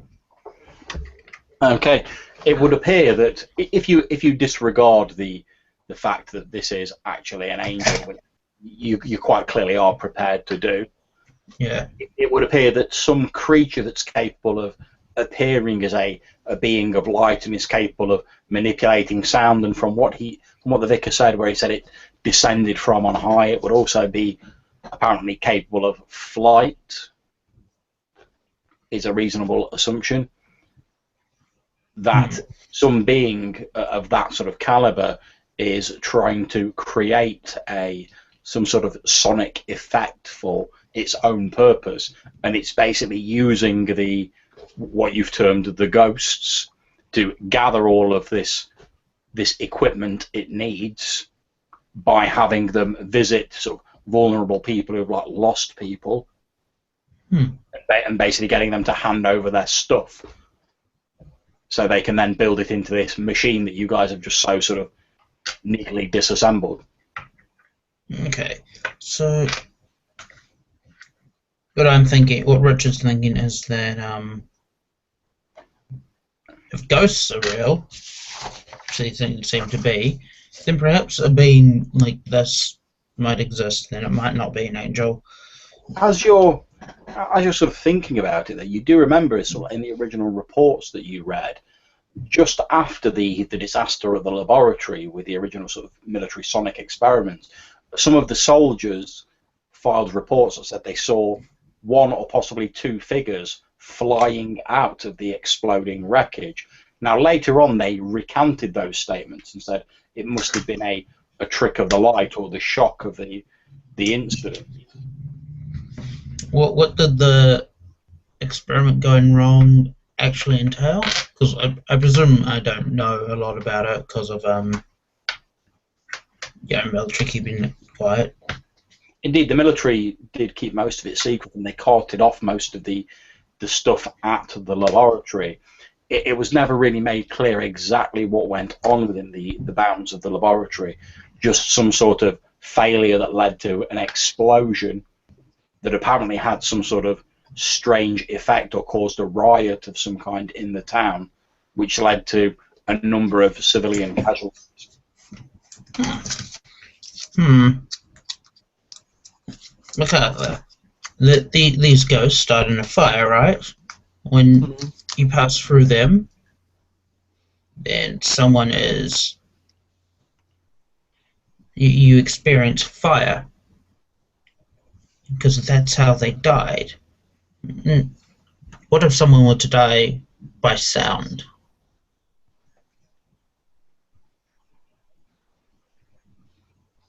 Beats me. This entire thing beats me. We're dealing with something that's quite frankly mad. When was the last time you've met a Mr. White? Looking at the pastor. The vicar says, I haven't, to the best of my knowledge. There's no whites in Ebon Eaves.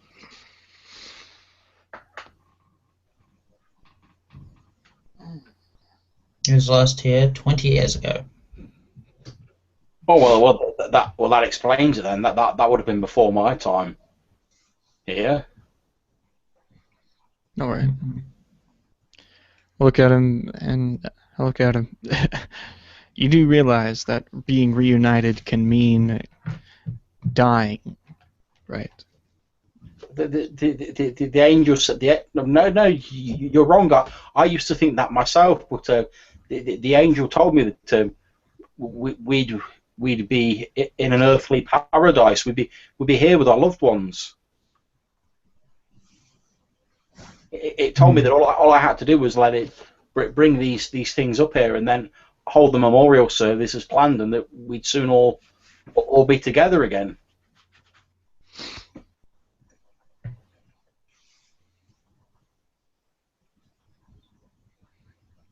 Afraid I'm not as much faith as you. Can we knock him out? Yeah. Down he goes. Down he goes. So, I just imagine the film noir style, like you give him like a chop on the shoulder. Karate chop to the sort of neck/shoulder. Down he goes. He's not expecting it. He doesn't. He's quite out of condition. He doesn't put up any resistance, and he slumps with a sort of dull plopping sound to the floor. Help me get him in bed. Don't need to leave a head trauma victim in this position. And it's a bit of a struggle since he's quite a portly fellow, but you do sort of carry him between the two of you downstairs and dump him back in his bed. He thinks this was all a dream.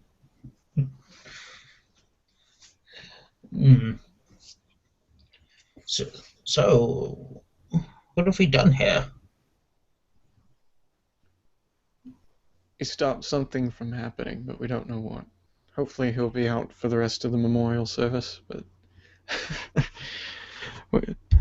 there may have been a vandalizing of the church in the town. He laughs to himself, thinking about the humorous notion of everyone blaming this on kids, because that seems to be the pattern of things. As you're stood there talking, you notice a very confused-looking sort of young man sort of staggering down the street at the sort of a few, it's about 40 or 50 meters away from you. He looks very confused and sort of like slightly dazed. He keeps sort of glancing around himself. He looks quite dishevelled. And can I help you, sir? he says, where am I? Ebon saves. It's some ungodly hour in the middle of the night, and you're in the street there. Marvin, I'm sorry. I'm Marvin White. What? How did I get here? I have no idea. Now tell me, what year is it? He gives you a date, and it would appear that he believes the year to be 20 years earlier than it actually in fact is. I look at him and I grab him on the shoulders. He's like, calm down. I'm going to try to console him. If that's possible. Let me console you. Let me console you. I'm a doctor, let me console you. I'm not sure if I should try to convince him. I don't know. Don't freak out. I'm a doctor. He's like, okay. How did I get here? Last thing I remember, I was in the laboratory. I'm going to tell you something, all right? And then afterwards, I need you to show us this laboratory. Okay, yeah. This isn't the date that you think it is. What do you mean? It's not the day I think it is. Obviously, I must have got hit in the head during the explosion or something. It's been 20 years. His eyes go wide and he sort of stares at you in shock. He's like, I take out the book order from earlier.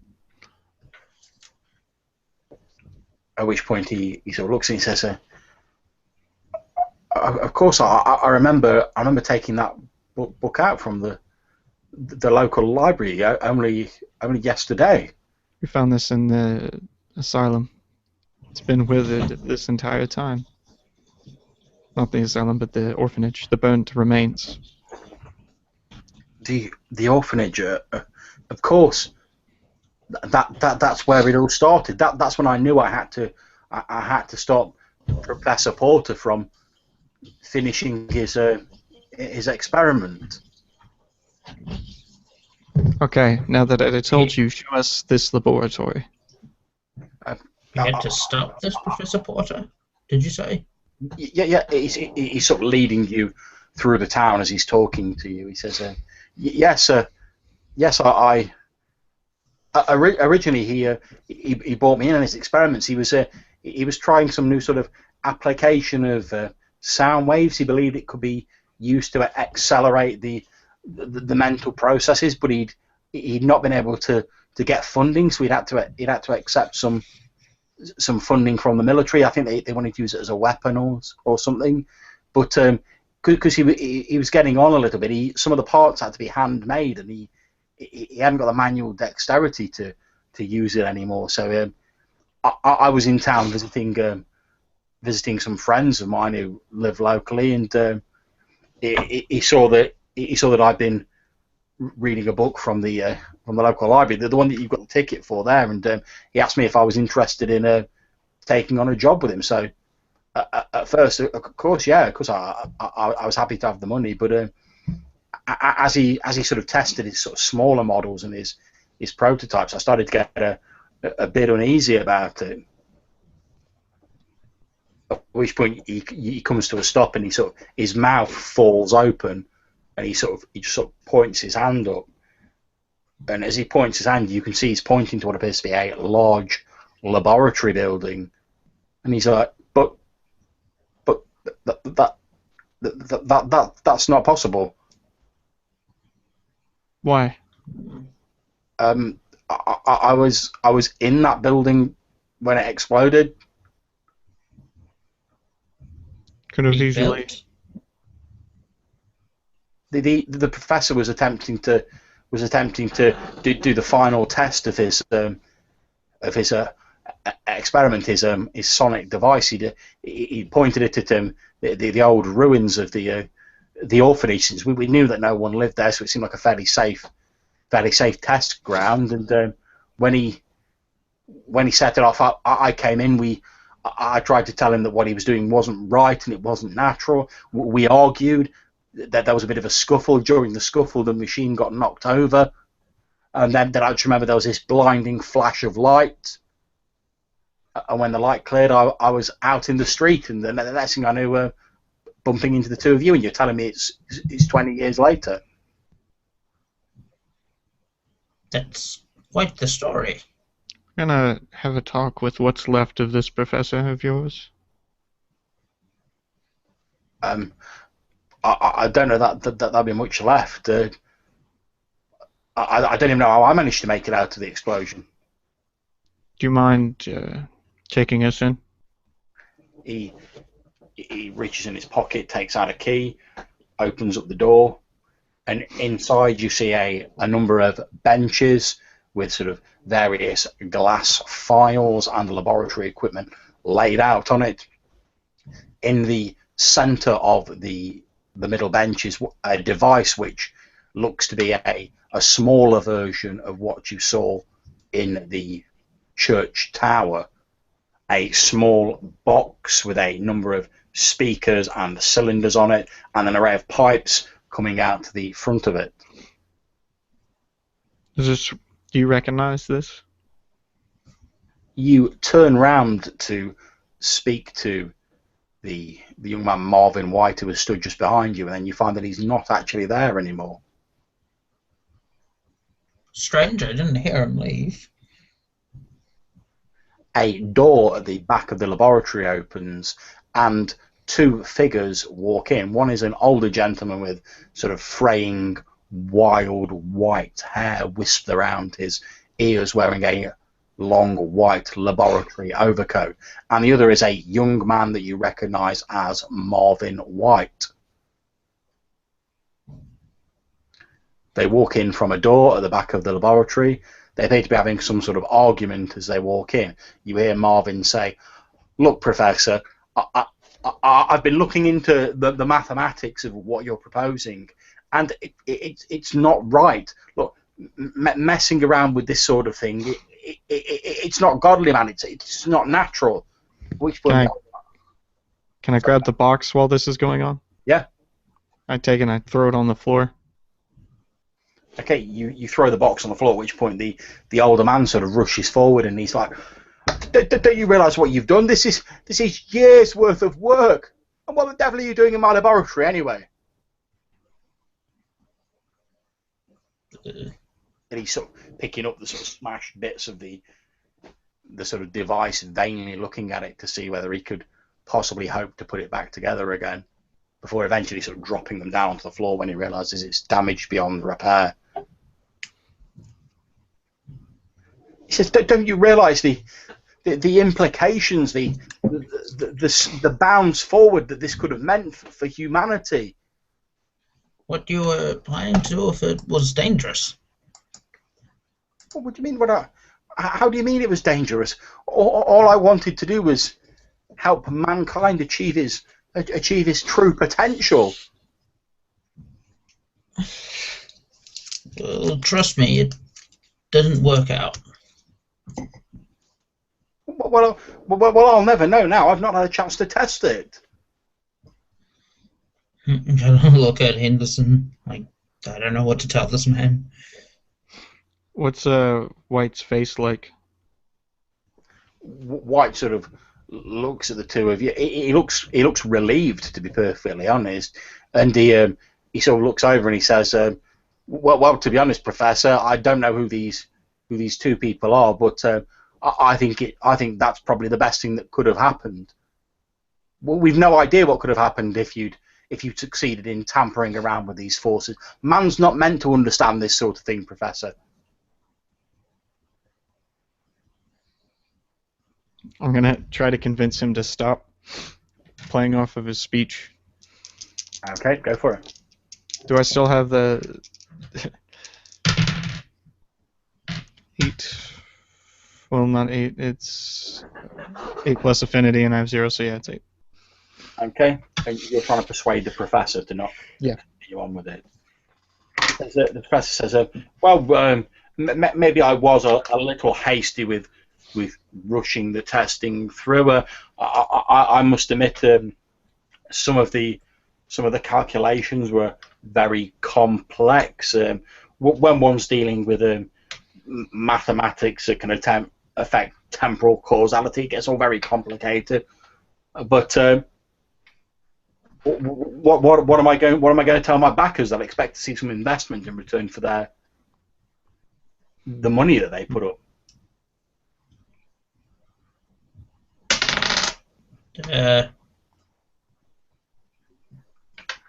He's got a point there. Are there any less? Your backer is the military, correct?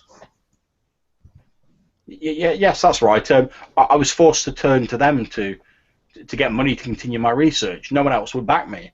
You've been able to use based off of you've had financial problems, correct? Muttering of us. Yeah. So you've managed to produce sound and receive sound with cheaper means, right?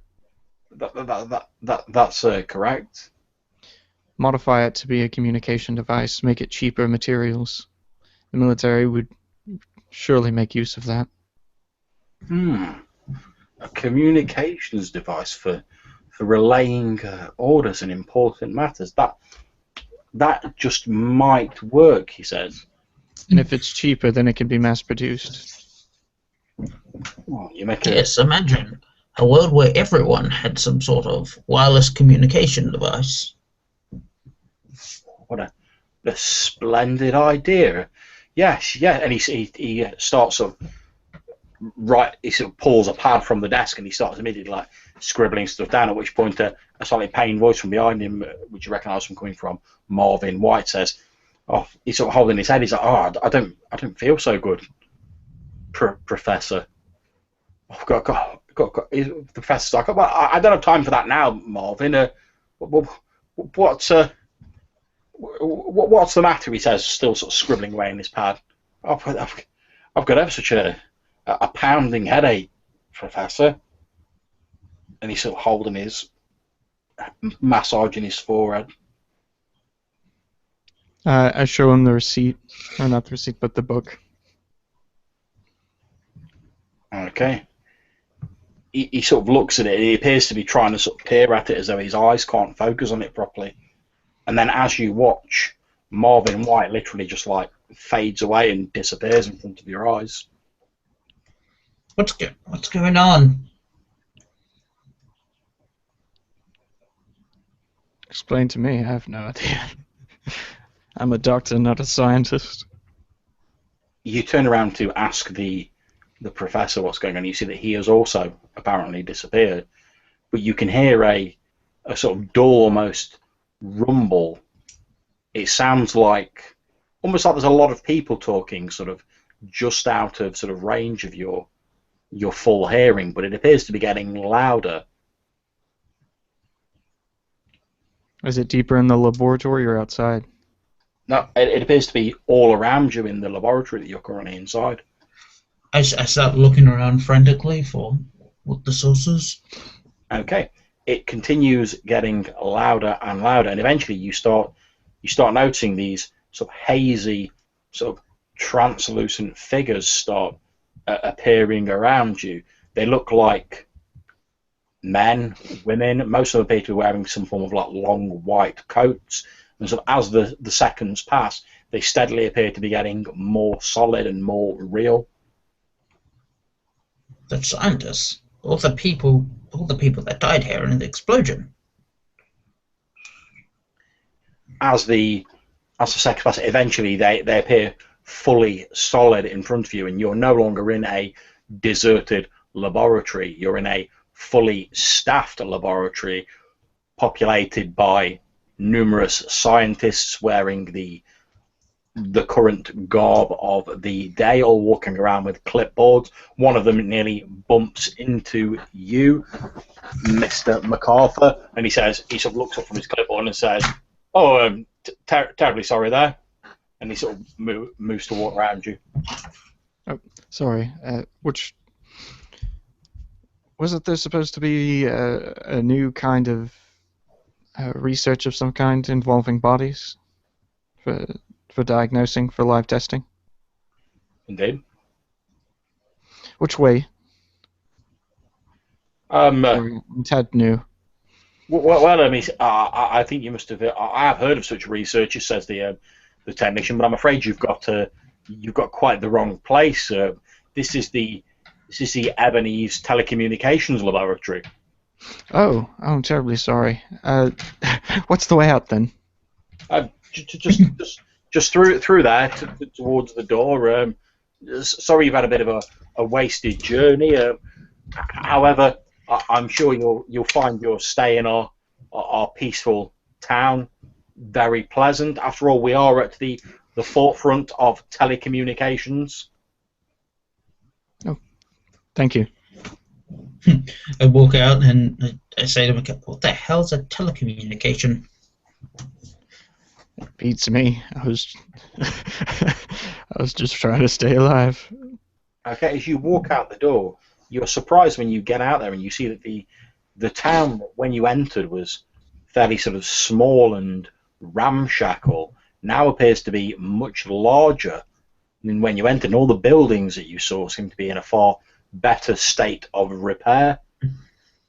The whole town has a sort of shiny, pristine sense of newness to it, quite at odds with the slow, creeping decay that you experienced when you first entered the small town of Ebon Eaves. Now it almost looks like a sort of a small city rather than a tiny little sleepy suburb. Did we change? Everything changed.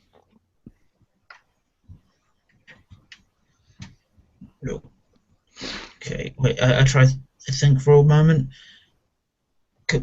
If we find the Professor or Marvin White, they'll be able to confirm for us. Where would they be? I look for like a sign on this building. Does it say like the Porter Telecommunications Center? Indeed, it does. It says the Porter White Telecommunications Laboratory. And I kind of look up and say, I think the best bet's on the top floor here. Back in we go. Okay, you head in and you make your way up to the top floor of this building. You get to what you would assume would be the sort of main office of this building. There's a There's a young man sat behind the desk. He's wearing a shirt and tie. He appears to be talking to a young woman who's typing something on a typewriter.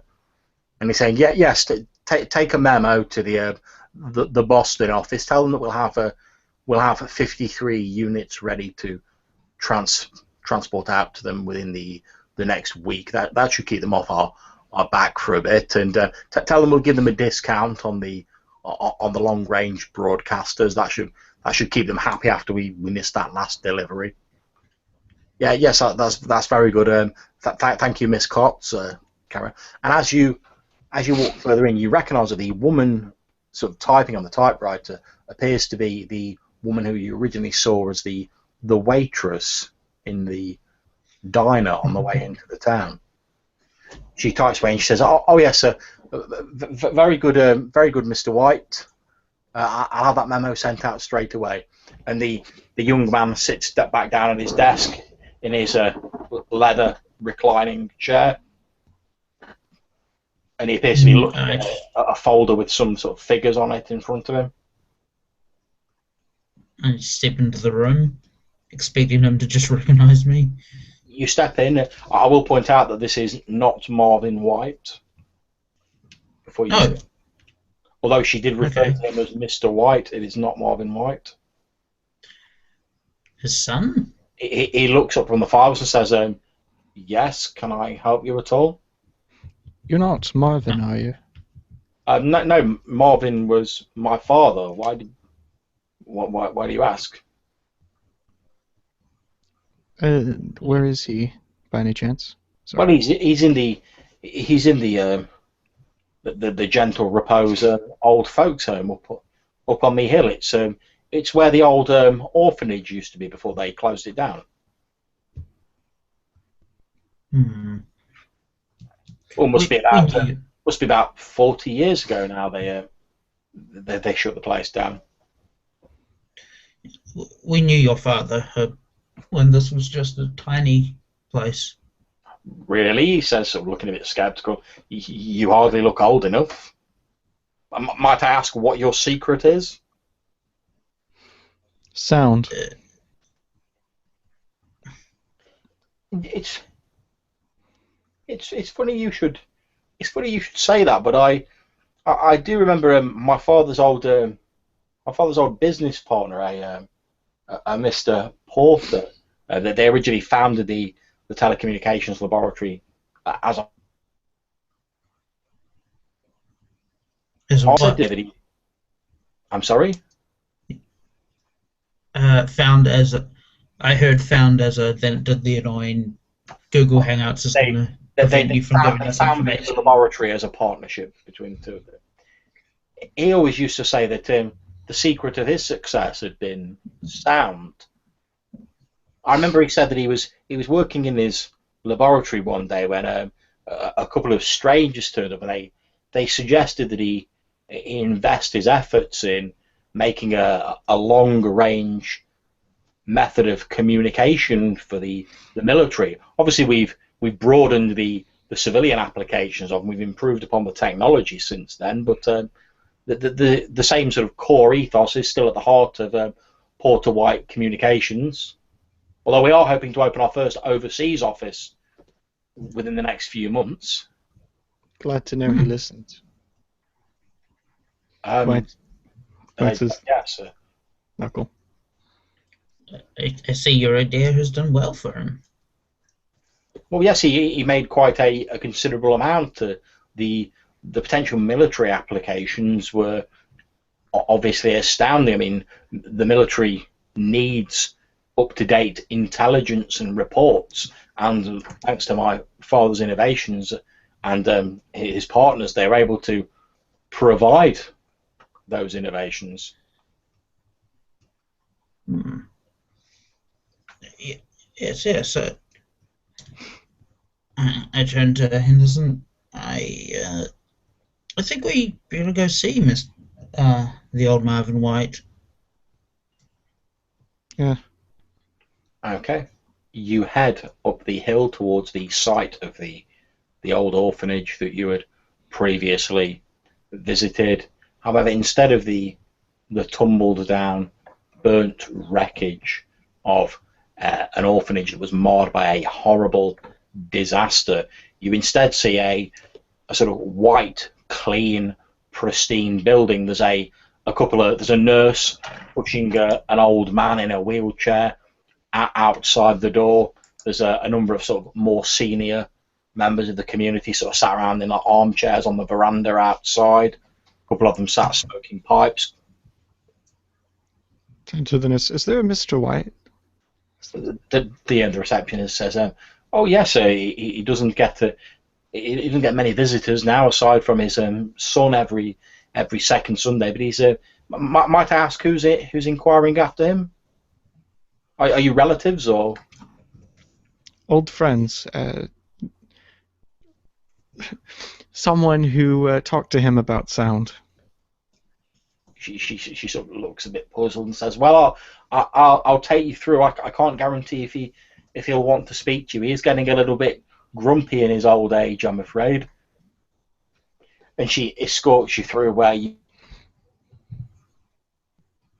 suffered in all sat in a wheelchair, looking out the window, sort of thin wisps of greying hair still sort of clinging to his wrinkled face.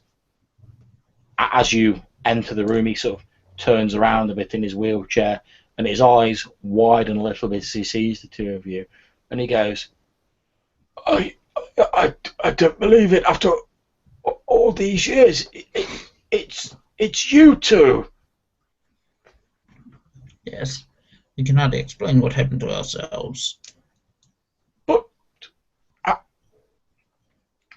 Sound.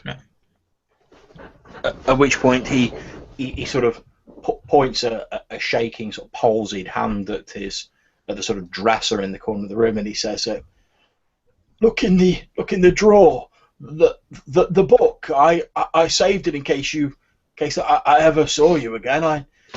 I never thought I would." Open the book. You open the drawer, and inside is a green leather-bound book that says Advanced Mathematics.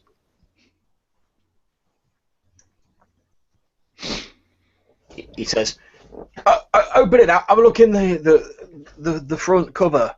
It's what I wrote just before I went to stop the professor. God rest his soul. And before I saw the two of you, and you gave him that idea to make a communications device. Or was it you who gave him the idea to make? I'm sorry, I forget. My mind gets away from me. Go on, open the book. Have a look inside." What's written in the cover? Okay, on the inside cover is written in sort of fairly neat writing. It says, "I'm convinced now that whatever started this 75 years ago, and the key lies in the future, not in the past with poor Eloise McElroy. The professor is obsessed with his experiment, even getting funding from the army. I only hope I can stop what he has done or will do."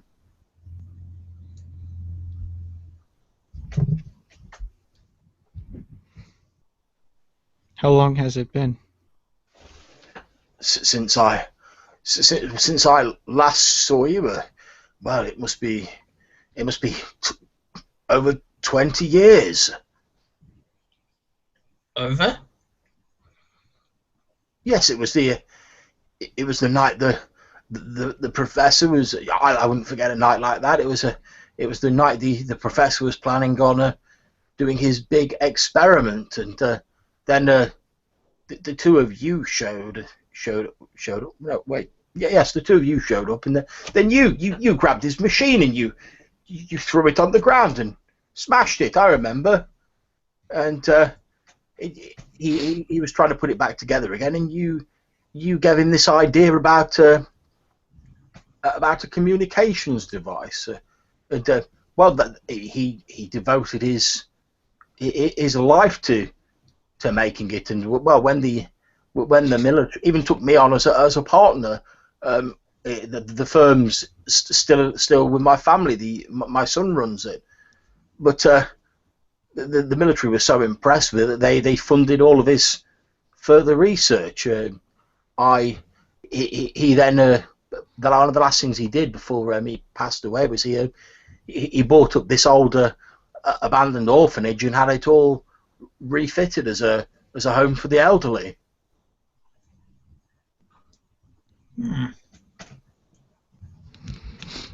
Breathe heavily in shock at the whole thing.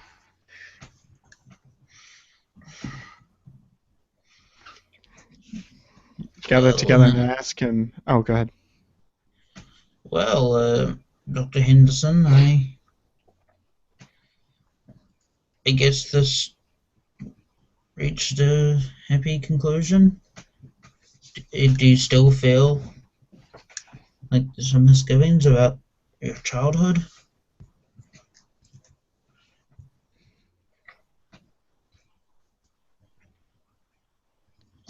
I think I've experienced my childhood in more than one way. He looks, he bites his knuckle and looks to the side. And he realizes that he doesn't know what he's going to do now. He's 20 years later, and he turns to this old man. It's like, is there any chance of getting royalties for that idea? The old man sort of he smiles, and for a few moments it's as if the years fall away from his withered old face, and he takes your hand in both of his hands, and he says, "Well, I'm not sure I can explain it, or how you're here looking so damned impudently still young while I'm getting older every day. I can't say I'd be able to do anything about royalties, but my family do own most of Ebon Eaves now. We're one of the major employers here. I'm sure we can find some sort of agreeable settlement for you and your friend. Do you need a doctor? I'm sure it's what Professor Porter would have wanted. God rest his soul." And he releases your hand with a smile. And that is where we will call an end to this session. Right. Thanks for running that. Time travel. Congratulations, guys. You have retroactively saved the town of Ebon Eaves. Wait a minute. Wait 1 second. On that bell tower, there was no tractor there. Who took John Taggart's tractor? There are some mysteries that mankind was never meant to and know the answer to. Certain mind-melting mysteries that would cause the mind to dissolve in fear and the eyeballs to pop in your sockets. And I'm afraid the mystery of James McTaggart's tractor must go unanswered, unless I ever get round to running an unlikely titled follow-up adventure. The most uneventful. At the risk of opening myself to a sort of flood of questions, do you guys have any questions about the game? I figured we accidentally stopped it without uncovering all the information, like how the angel creature happened, which I guess was a development from either the professor or one of the people maybe turning into that thing, or maybe it was just a... Indeed, no, I'm obviously quite happy to tell you now that the sort of game's finished. The two men that were seen sort of flying out of the wreckage in the original sort of report were Porter and White, who were sort of turned into the thing that was described as an angel by the activation of the machine. Okay. Did the sonic sound, was that like harming the children or something? Basically what happened is the larger machine that was built in the bell tower later on effectively sort of had an effect that sort of rippled back through time, causing the original incident in the orphanage 75 years previously. And as Cheppy rightly said, by you guys dismantling that machine and sort of lobbing it out of the church tower window, none of that effectively ever happened. So in sort of small bits and pieces that effectively started sort of erasing itself, hence people disappearing and things altering. So playing back in reverse. And then you guys sort of randomly going, have you ever thought about building like a mobile phone or like a walkie-talkie or something to the guy after sort of like smashing his original machine up? Sending us into a parallel universe where everyone has wireless communication devices. What you've done is by destroying that machine, you've not only prevented a horrible sort of dark version of the world where this town's all going to be sort of sacrificed to some uncaring sonic god, that you've actually turned this sort of small town, this dying sort of bust town, into a small thriving city built on the back of a globally spanning telecommunications empire. Not bad for a few hours on Google Hangouts. No, not bad. I hope you guys enjoyed the session. I do apologise for the sort of many technical problems that I seem to be constantly worry. facing with Google Hangouts. I appreciate it probably did get a little bit bizarre at the end, but Time travel tends to do such things.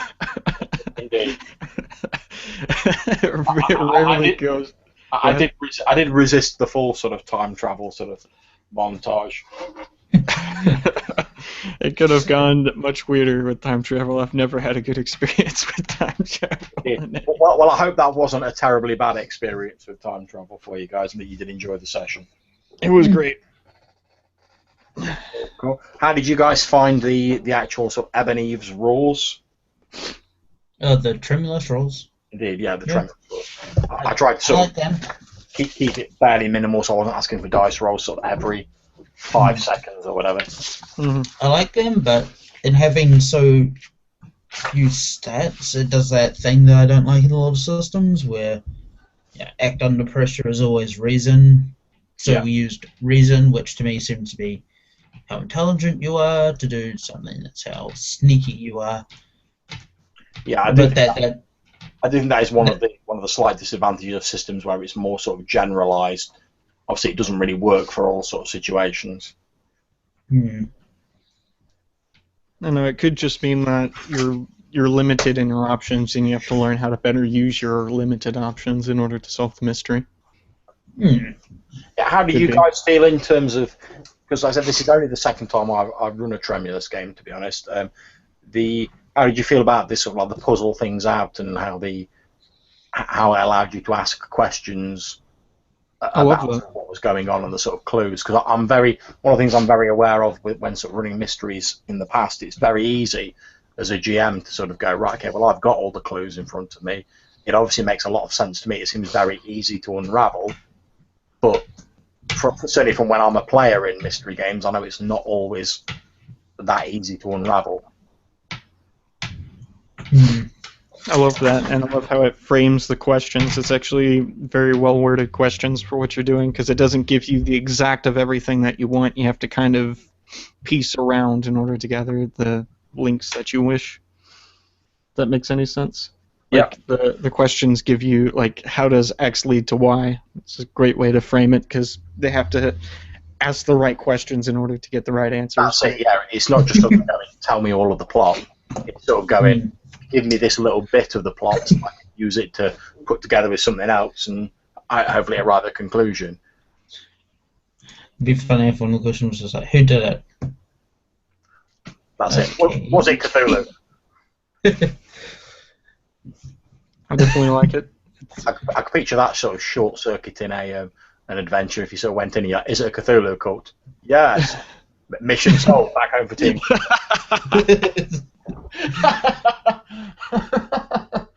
Oh, that's great. And luckily, it's not quite that explicit. But well, again, I'll tell you, frame the answers with what we know.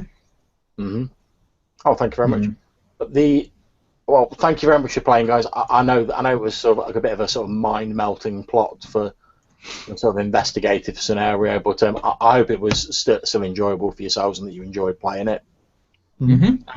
I liked it a lot, actually. It's nice to have a sound angel thing rather than obvious Cthulhu. Yeah, I've run a fair few like non sort of Tremulus like Cthulhu games, and I was quite keen not to just have it turn into it's an evil cult trying to summon something, which a lot of the adventures I've sort of played and or sort of read have tended to. They all sound really good up until a certain point, and then inevitably there's some sort of evil cult behind it, trying to summon up some sort of avatar of something unspeakable and nameless, and the end basically turns into a bit of a can you sort of slug it out with the cult before they summon up whatever it is, and you inevitably go mad from just looking at it. You see the thing, you go crazy. But again, thank you very much, guys, and I hope anyone who watches this, whether it be in the past or the future, assuming we're not all retroactively erased from existence when I finally stop this broadcast, I hope you've enjoyed it, and thank you for anyone who's stuck with us through all of the various technical problems. And again, thank you to our players, Cheppy and Tashif, and I'm going to end the broadcast now.